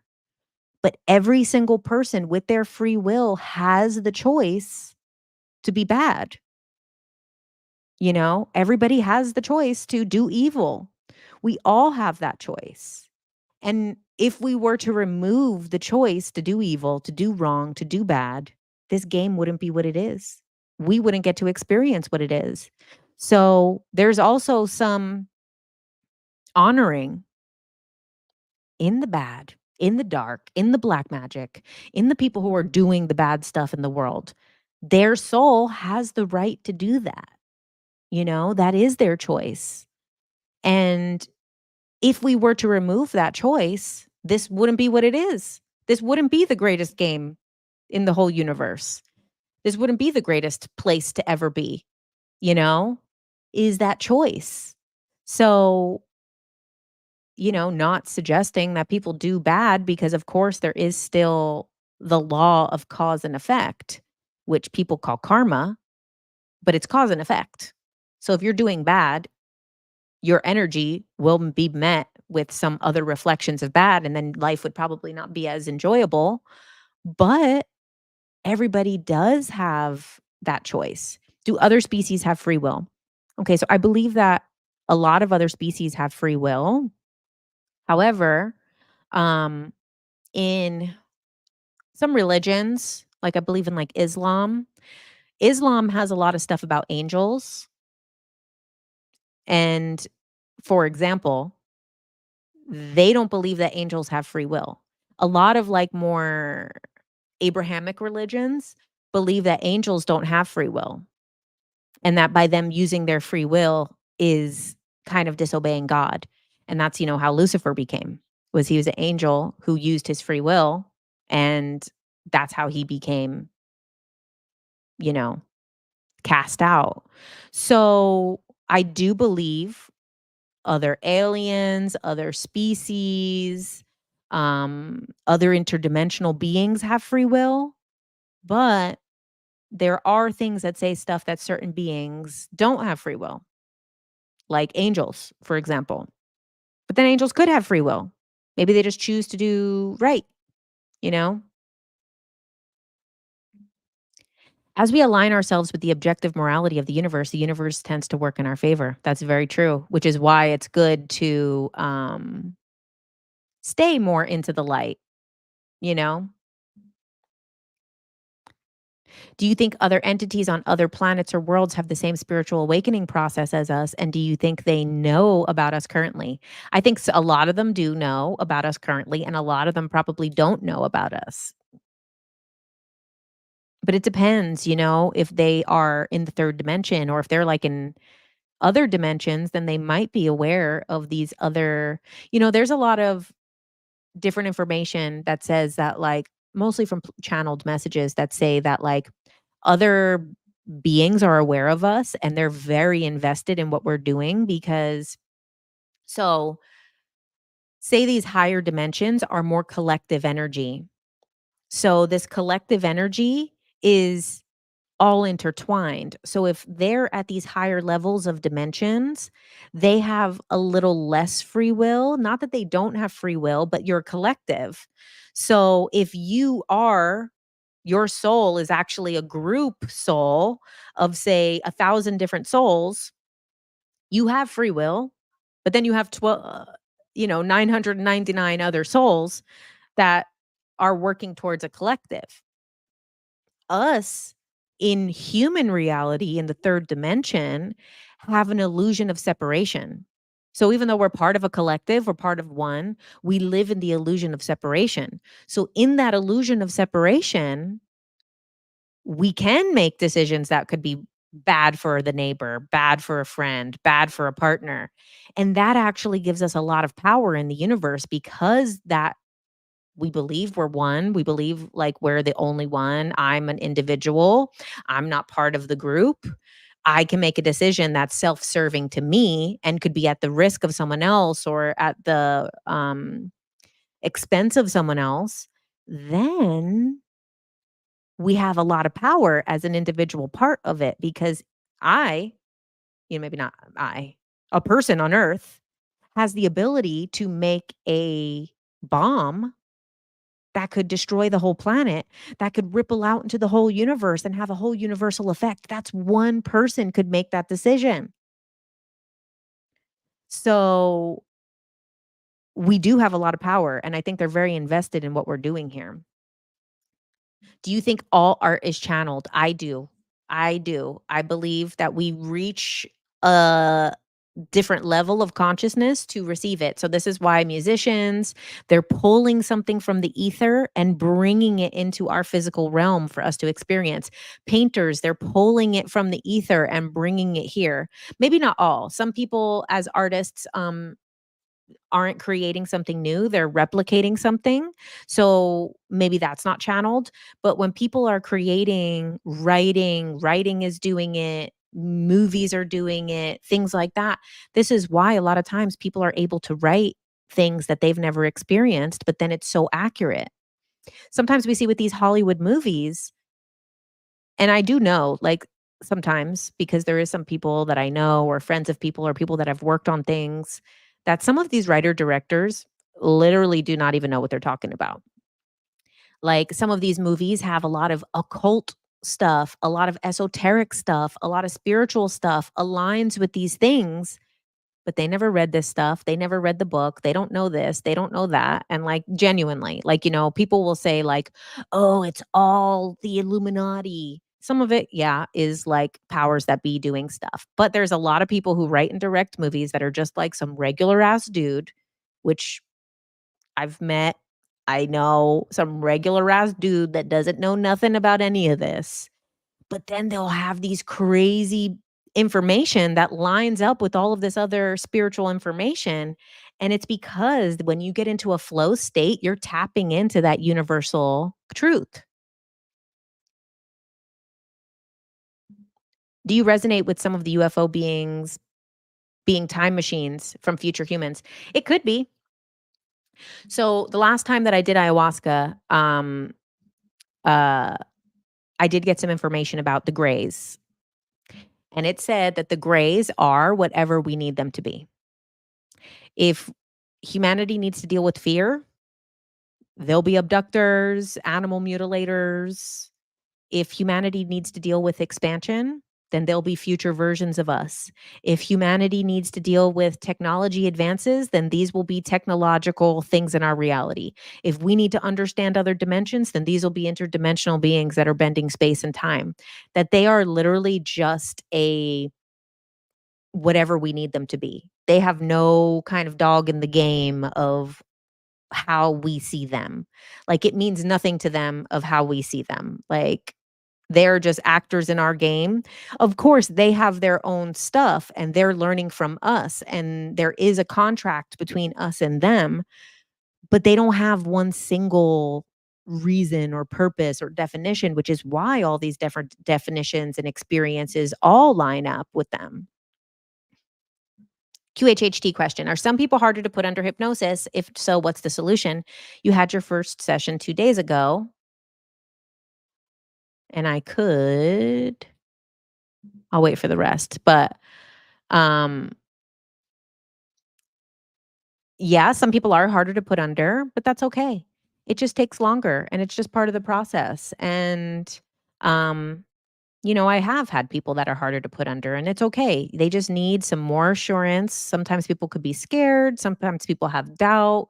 Sometimes people have resistance. They just need to know that they're safe and to walk through it, and it's okay to start again. And it's totally normal, you know? Like, you couldn't connect, nothing was shown to you. Um, it really just takes a little more effort, a little bit more time. It's totally okay. Like, your hypnotherapist made you do a daily meditation for a month before going under.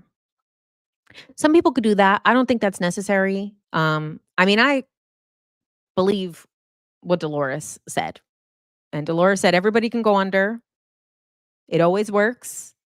And it will happen, it will work, and I'm a firm believer in it, I have no doubt in it, and so, of course, people have a harder time.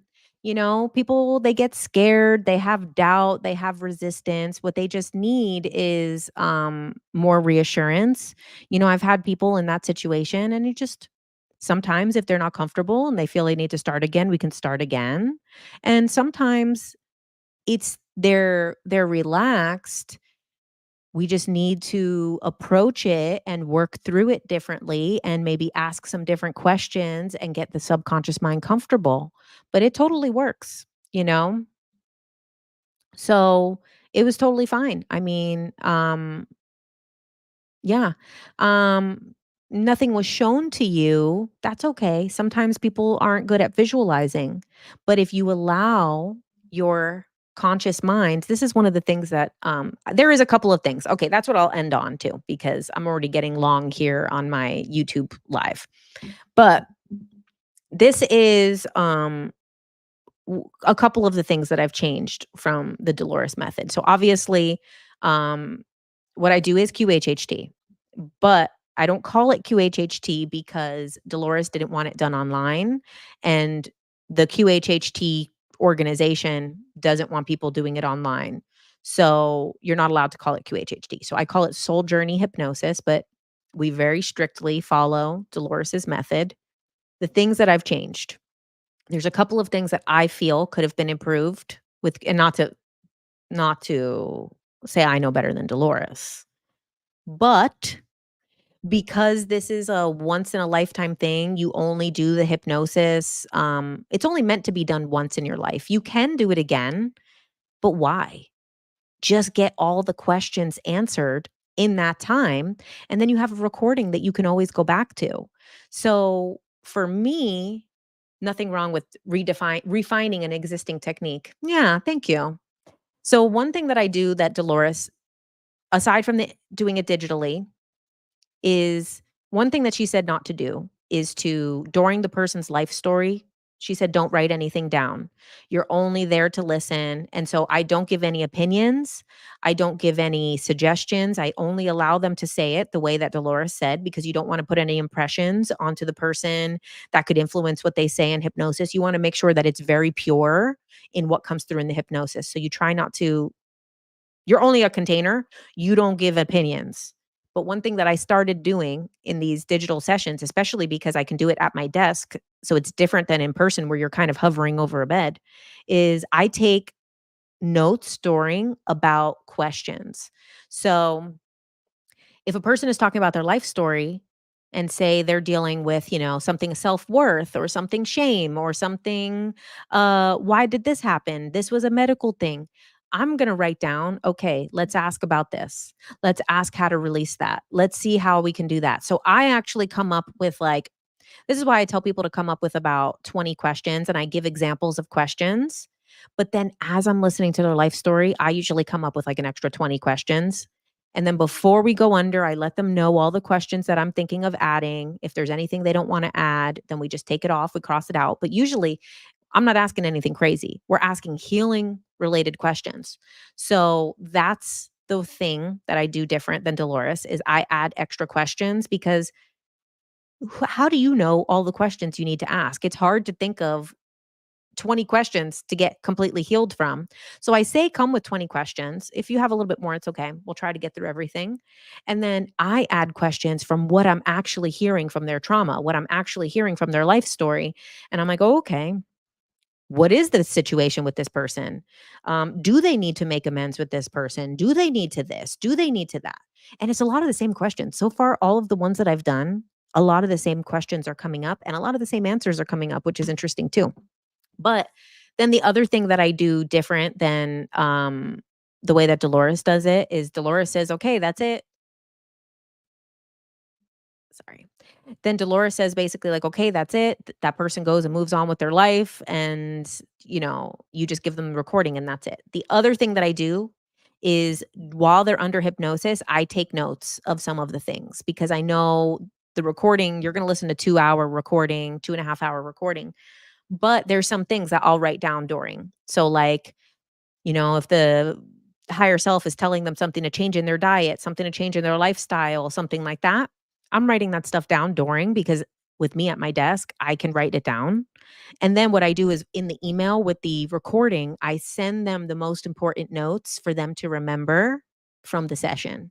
So then if they want, they can print that out or save that on their computer or save it in their phone. And then they can go back and reflect on that information because it's hard to remember everything. So, going back to that original question of can everybody go under? I do believe they can. It's just a matter sometimes of comfort and fear and reassurance and, you know, letting people know that, listen, I got all day. I got at least 8 hours booked out for this. So, don't worry. If we need more time, we need more time. I don't got nothing to do after this. I don't when I do the hypnosis sessions, I don't have anything else later in the day to do. I'll stay as long as we need to and, like, just reassure the person, like, "It's okay. We'll take as long as we need. You're already in your safe home. I'm in my safe home. We'll take as long as it needs." Will I share anything interesting from the sessions like Sarah Brexman? Maybe as the time comes, but that's something little bits and pieces like before that I said that one of the people had said, um, when we make decisions, we're ripping through time and space.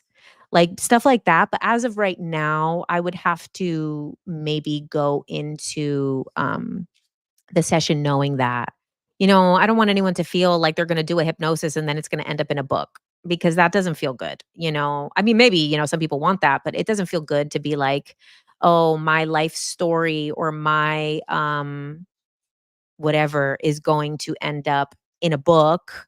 That doesn't feel, like, comfortable and safe. So, if I were to do anything like that, I would go into it with the person knowing that. So, like, my friend Chelsea has said she'd be open to doing something like that. So then we go into the hypnosis session with questions in mind to be publicly shared. So I would do it in that way. It wouldn't just be kind of random. Okay, let me pull a card for us. So before we end, you said you don't have feminine intuition.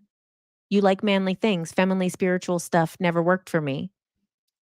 Um, Everybody has both, you know? There's no such thing as feminine spiritual stuff. And if you're into that, like say for an example, feminine, masculine, right? One thing, like say something I would say a little bit more feminine is the Pleiadian channeling, The Bringers of the Dawn by Barbara Marciniak. I mean, that's for everybody. But maybe the wording is a little bit more intuitive. And then like another version of the same exact information is the Law of One. The Law of One has the same exact information, but the wording is more computer like, less emotional, but it's the same thing. So you can always have a relation to both. Like, um, for example, uh, how do I get it down? For example, we have stuff in spirituality that is like transmutation, healing work, stuff like that. But then on the other side, you have the Hermetic principles. And the Hermetic principles are for everybody, but they sometimes resonate a little bit more masculine. So, but there's no anyone can go on either side or go through different phases on either side.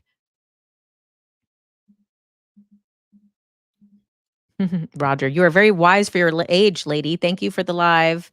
Um, we all need this sometimes to relate to and feel normal in a sea of blind, stubborn, closed-minded people. You're a light in the world. Thank you. Oh, thanks, Roger.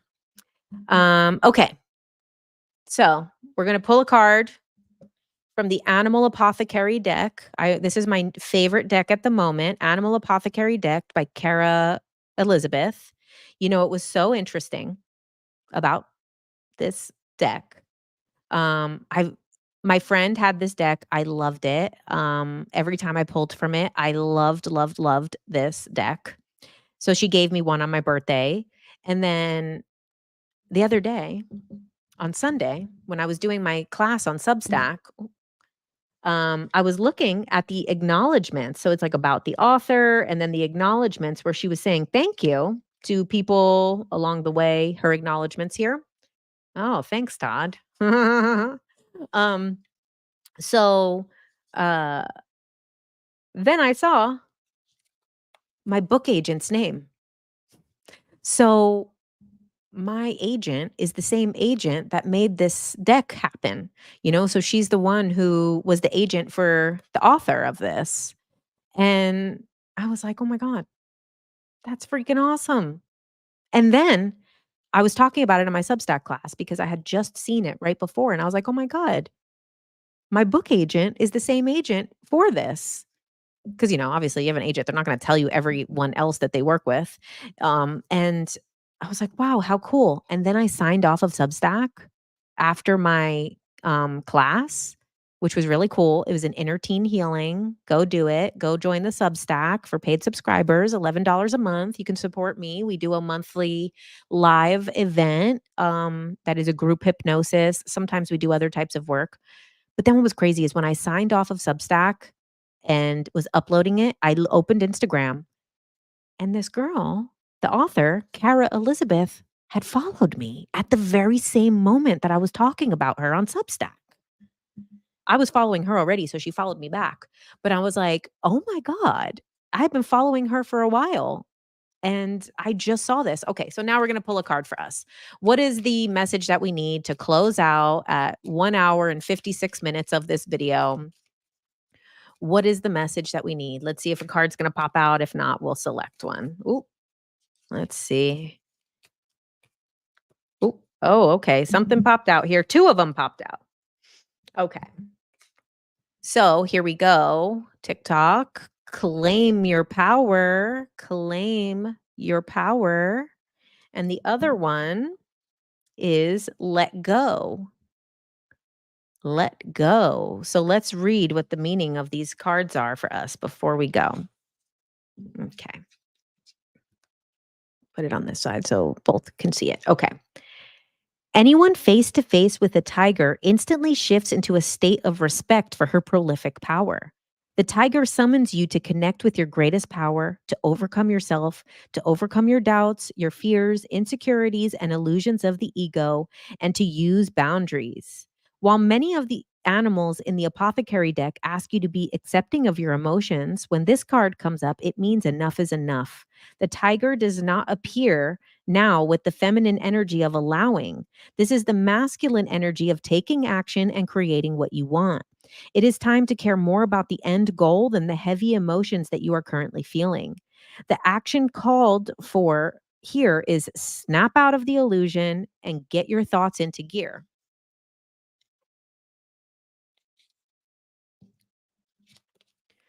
When you change your thoughts of the world around you changes. Get in control of your thoughts and transform the story you tell yourself. You are not your feelings, so stop mistaking them for your identity. Shift perspective, conquer your emotions, and carve the life that you desire. You can no longer submit to the identities and definitions that you once projected on yourself and others. It is time to move forward and initiate your power. When you stand in the greatness like the tiger, you have nothing to prove. You just are. True power is not dictated or enforced. It is an energy that magnetizes others to want to help you and your cause. Once someone has to prove and display their strength, you've already lost it. The tiger's medicine says to stop playing the victim of circumstance. Your power is even greater than the tiger's, yet you wallow in smallness and self pity. How strange it is that one with so much power is blinded by it. You feel imprisoned by your circumstances, yet the only prison is the story you painted of your circumstances. The tiger's medicine is a wake up to get real, change your story, and change your life. Claim your power. Beautiful. And then the other one for us, let go, let go. Let's see, 17.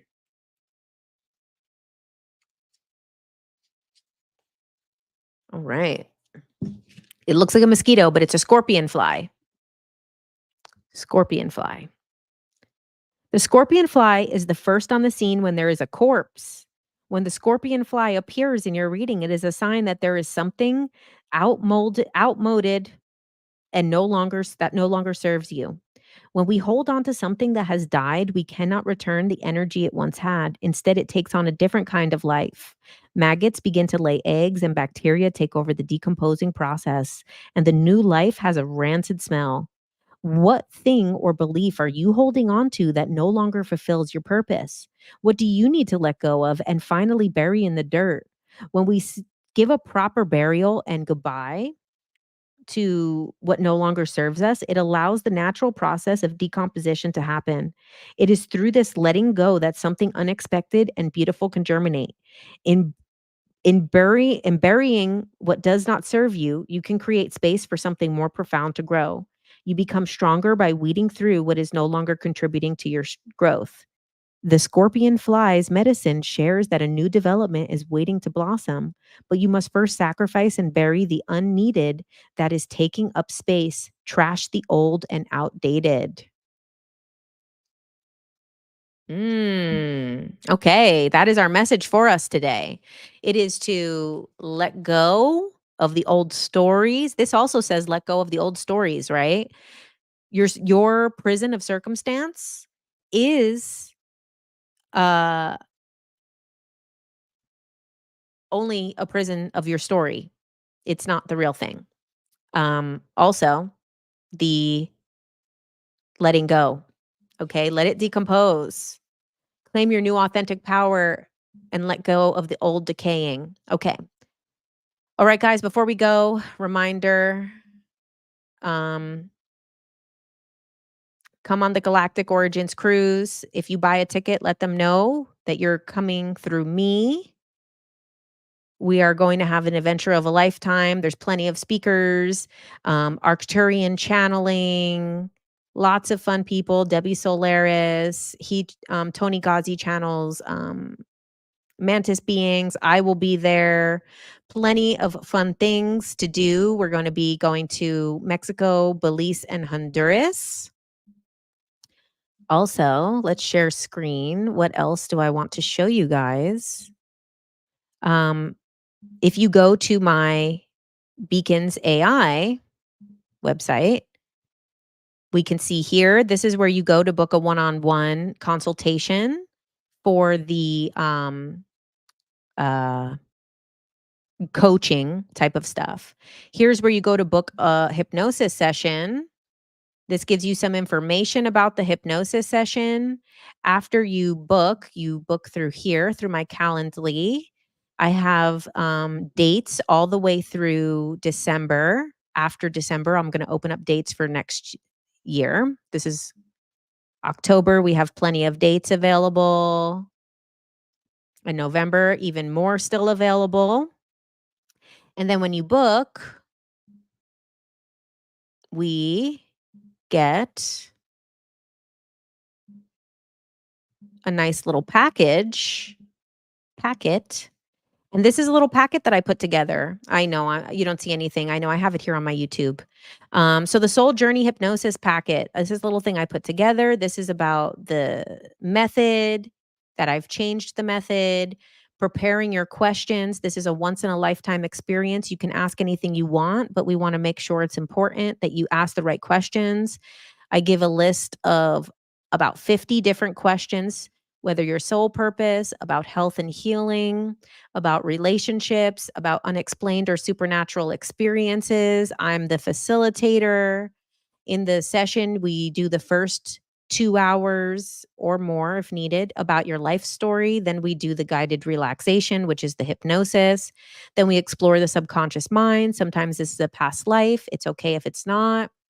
Then we do the higher self questioning where we ask the higher self all of your questions. We can ask the higher self for a healing, a physical healing, and a release, and it's up to you whether that happens. Then we'll wake you up, and then we have about, anywhere from 30 minutes to an hour of talking about your experience after. This tells you how to set up your space, technical setup, want to make sure that you're plugged in, that you're charged up, comfortable, what to do before, how to prepare yourself mentally. Some people like you to do meditations before. I don't think it's necessary. Then you'll get a recording. All right. So if you guys want to um, book, you can do that through my Beacons AI link. You didn't go under when you did a past life regression. She recommended I start listening to guided hypnosis before bed. I find that interesting that a lot of people are saying something similar that they weren't able to go under. But you know what? It's totally okay. You just have to work people through it. Not everybody is visual. Not everybody sees. So that's okay. It doesn't mean that the person can't get information or go under hypnosis. Will I do more cruises? Oh, you're going to be doing a boga during the trip. Oh, I can't wait to hear how that goes. Um, can you book a consultation at the cruise ship? Like to do a hypnosis on the cruise? If you come on the cruise, we could maybe do a hypnosis, but I don't know if it would be the right timing, because there's a lot of activities to do. So I think, it's been great doing it digitally, doing it at home. I know that Dolores didn't like it, but like I said, Dolores was born in 1930. So, or 30s. So of course she didn't even like when the tape player went to a digital recorder. And then when it went to video recording, all of those things were not fun for her, but I'm sure on the other side, Dolores has a bit of a different perspective. Oh, yes, go back and watch the replay. Same thing for you guys here on TikTok. If you missed and you want the replay of this live is on YouTube. Oh, you like the colored theme. Yes, thank you. Okay, everybody. Thanks so much. If you want to book a hypnosis, you could do that. I am still doing the one-on-one coaching. That has also been good. That's a more practical approach. But the hypnosis is great. We could do it all in one day and get all the answers you need. And then you have the recording for the rest of your life. And yeah, also join me on Substack. We just did the inner teen healing this weekend. Last month, we did the parts work. Month before that, we did something else. I can't even remember. Okay. If you did a QHHC session, but there's too much resistance, would it be beneficial for you to book a hypnosis with you? I mean, I think I've had people already that have had extreme resistance and really were uncomfortable going under, were fearful. And we got so many answers. The person ended up being under for over 2 hours and got answers to her questions, to everything that was appropriate to know. So, and some people went under really easily. So it happens both ways. There's nothing, I'm just surprised how many people said that they weren't able to go under. I feel like maybe their practitioner gave up too soon. Because I mean, Dolores said this method always works. I believe that. From the first time I did it and I was scared to do it, I couldn't believe that it worked. The first time I did it, the person went to a future lifetime in the freaking future. So, and there was things in their life that ended up playing out similar to that. So I wonder if it was a future life or if it was a representation of what was coming in this life because they did experience something like that in this life a couple years after. But I think I'm wondering if the hypnotist maybe just gave up too fast, People just need assurance like anything else, and like I said, when we book these, I don't got nothing going on the rest of the day, so don't worry. If it takes longer, that's why I say the session could be up to 8 hours long. Usually, it's gonna be between 4 and 6, but We'll go 8. We'll go 9. We'll go 10. I'm all day. I mean, we can get it. There's nothing,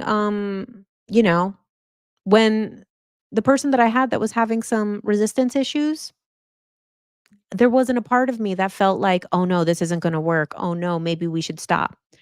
I did let her know, "If it's not gonna happen today, we can always come back. We'll revisit it. We'll do the session another time, we'll revisit it, but that we don't need to. It'll work. It always works. Trust it. You're safe. You're good. This is okay. You can do it online." So Dolores didn't want it done online, which is why I'm calling it soul journey hypnosis, but it's been very effective online. And I think it's powerful to do online because the person's already home in a safe space.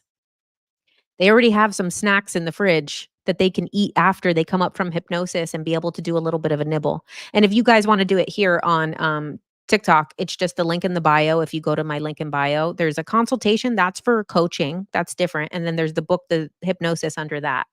Um, there's outside noise influence. So that's part of the induction. That's part of the induction that says, all the outside noises are normal. They're in the background. They're going to fade.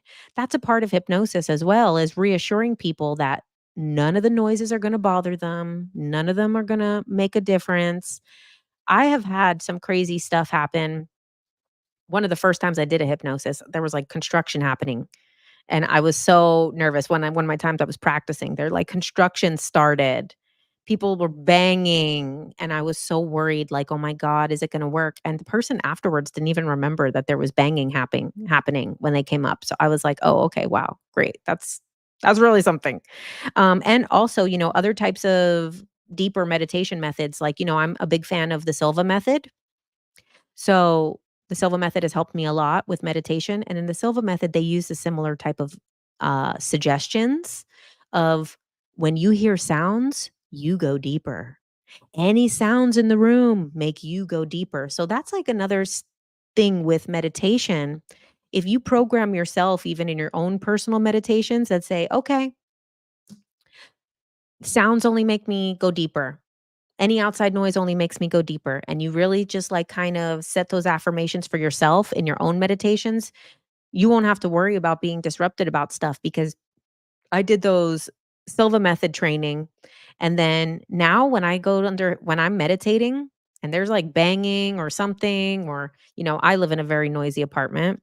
Luckily, the microphone doesn't pick up outside noise that much. So it's pretty good.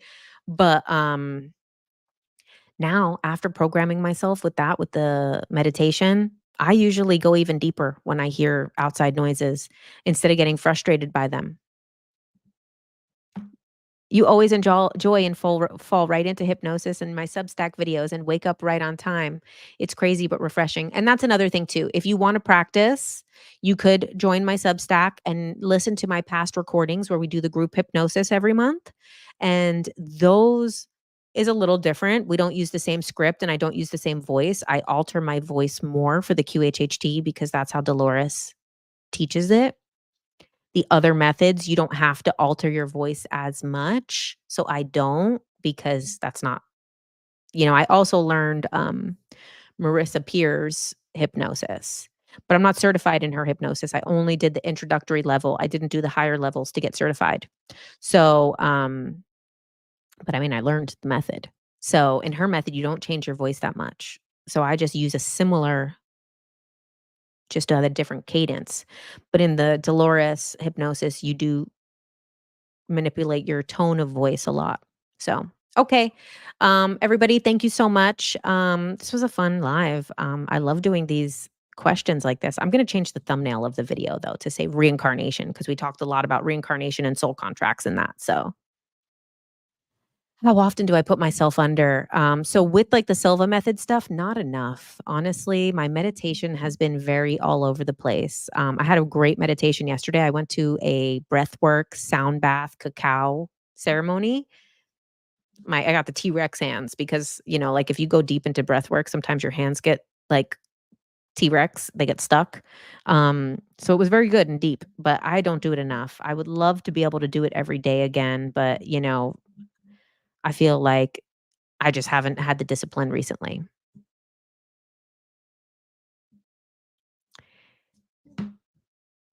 Jen, you are meant for this. This is so great that you help others. I'm manifesting that I get this soul journey hypnosis. Oh, thanks, Shauna. Thank you guys. Oh, you found a place near you that does it too. Oh, it's always so nice to be able to do it. You can't find it. Um, so when you click on, so not my website, just the link in my bio, the Beacons AI slash JK Ultra. So if you go to my TikTok bio, that's just the one that you click on there. It's like a list of all different things. I should add to my actual real website the information though. That's a good reminder. Let me put add on my the website that I have is only my merch. So I'm going to add it to the merch website because I need to put more information on the merch website to make it more like a real website.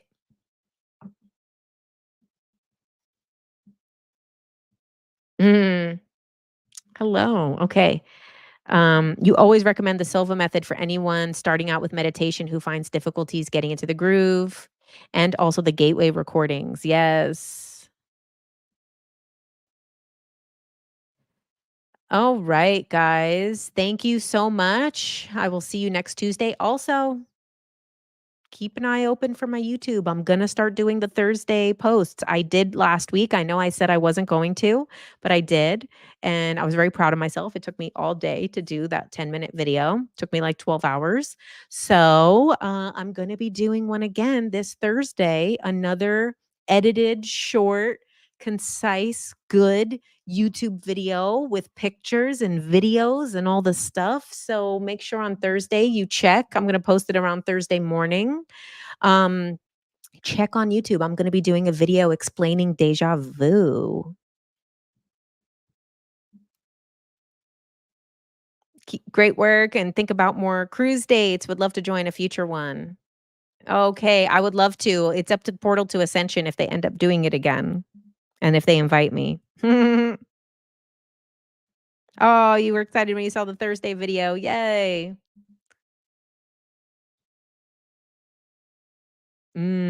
Cool. All right, guys. Thank you so much. Yes, thank you. And anyone on TikTok who came late, you can watch the replay on YouTube right now. All right, everybody. Good night. Have a great Tuesday and see you guys when I post my YouTube on Thursday. Watch out for Thursdays, JK Ultra, new video on um YouTube. All right. Good night, everyone. Bye. Bye, everyone.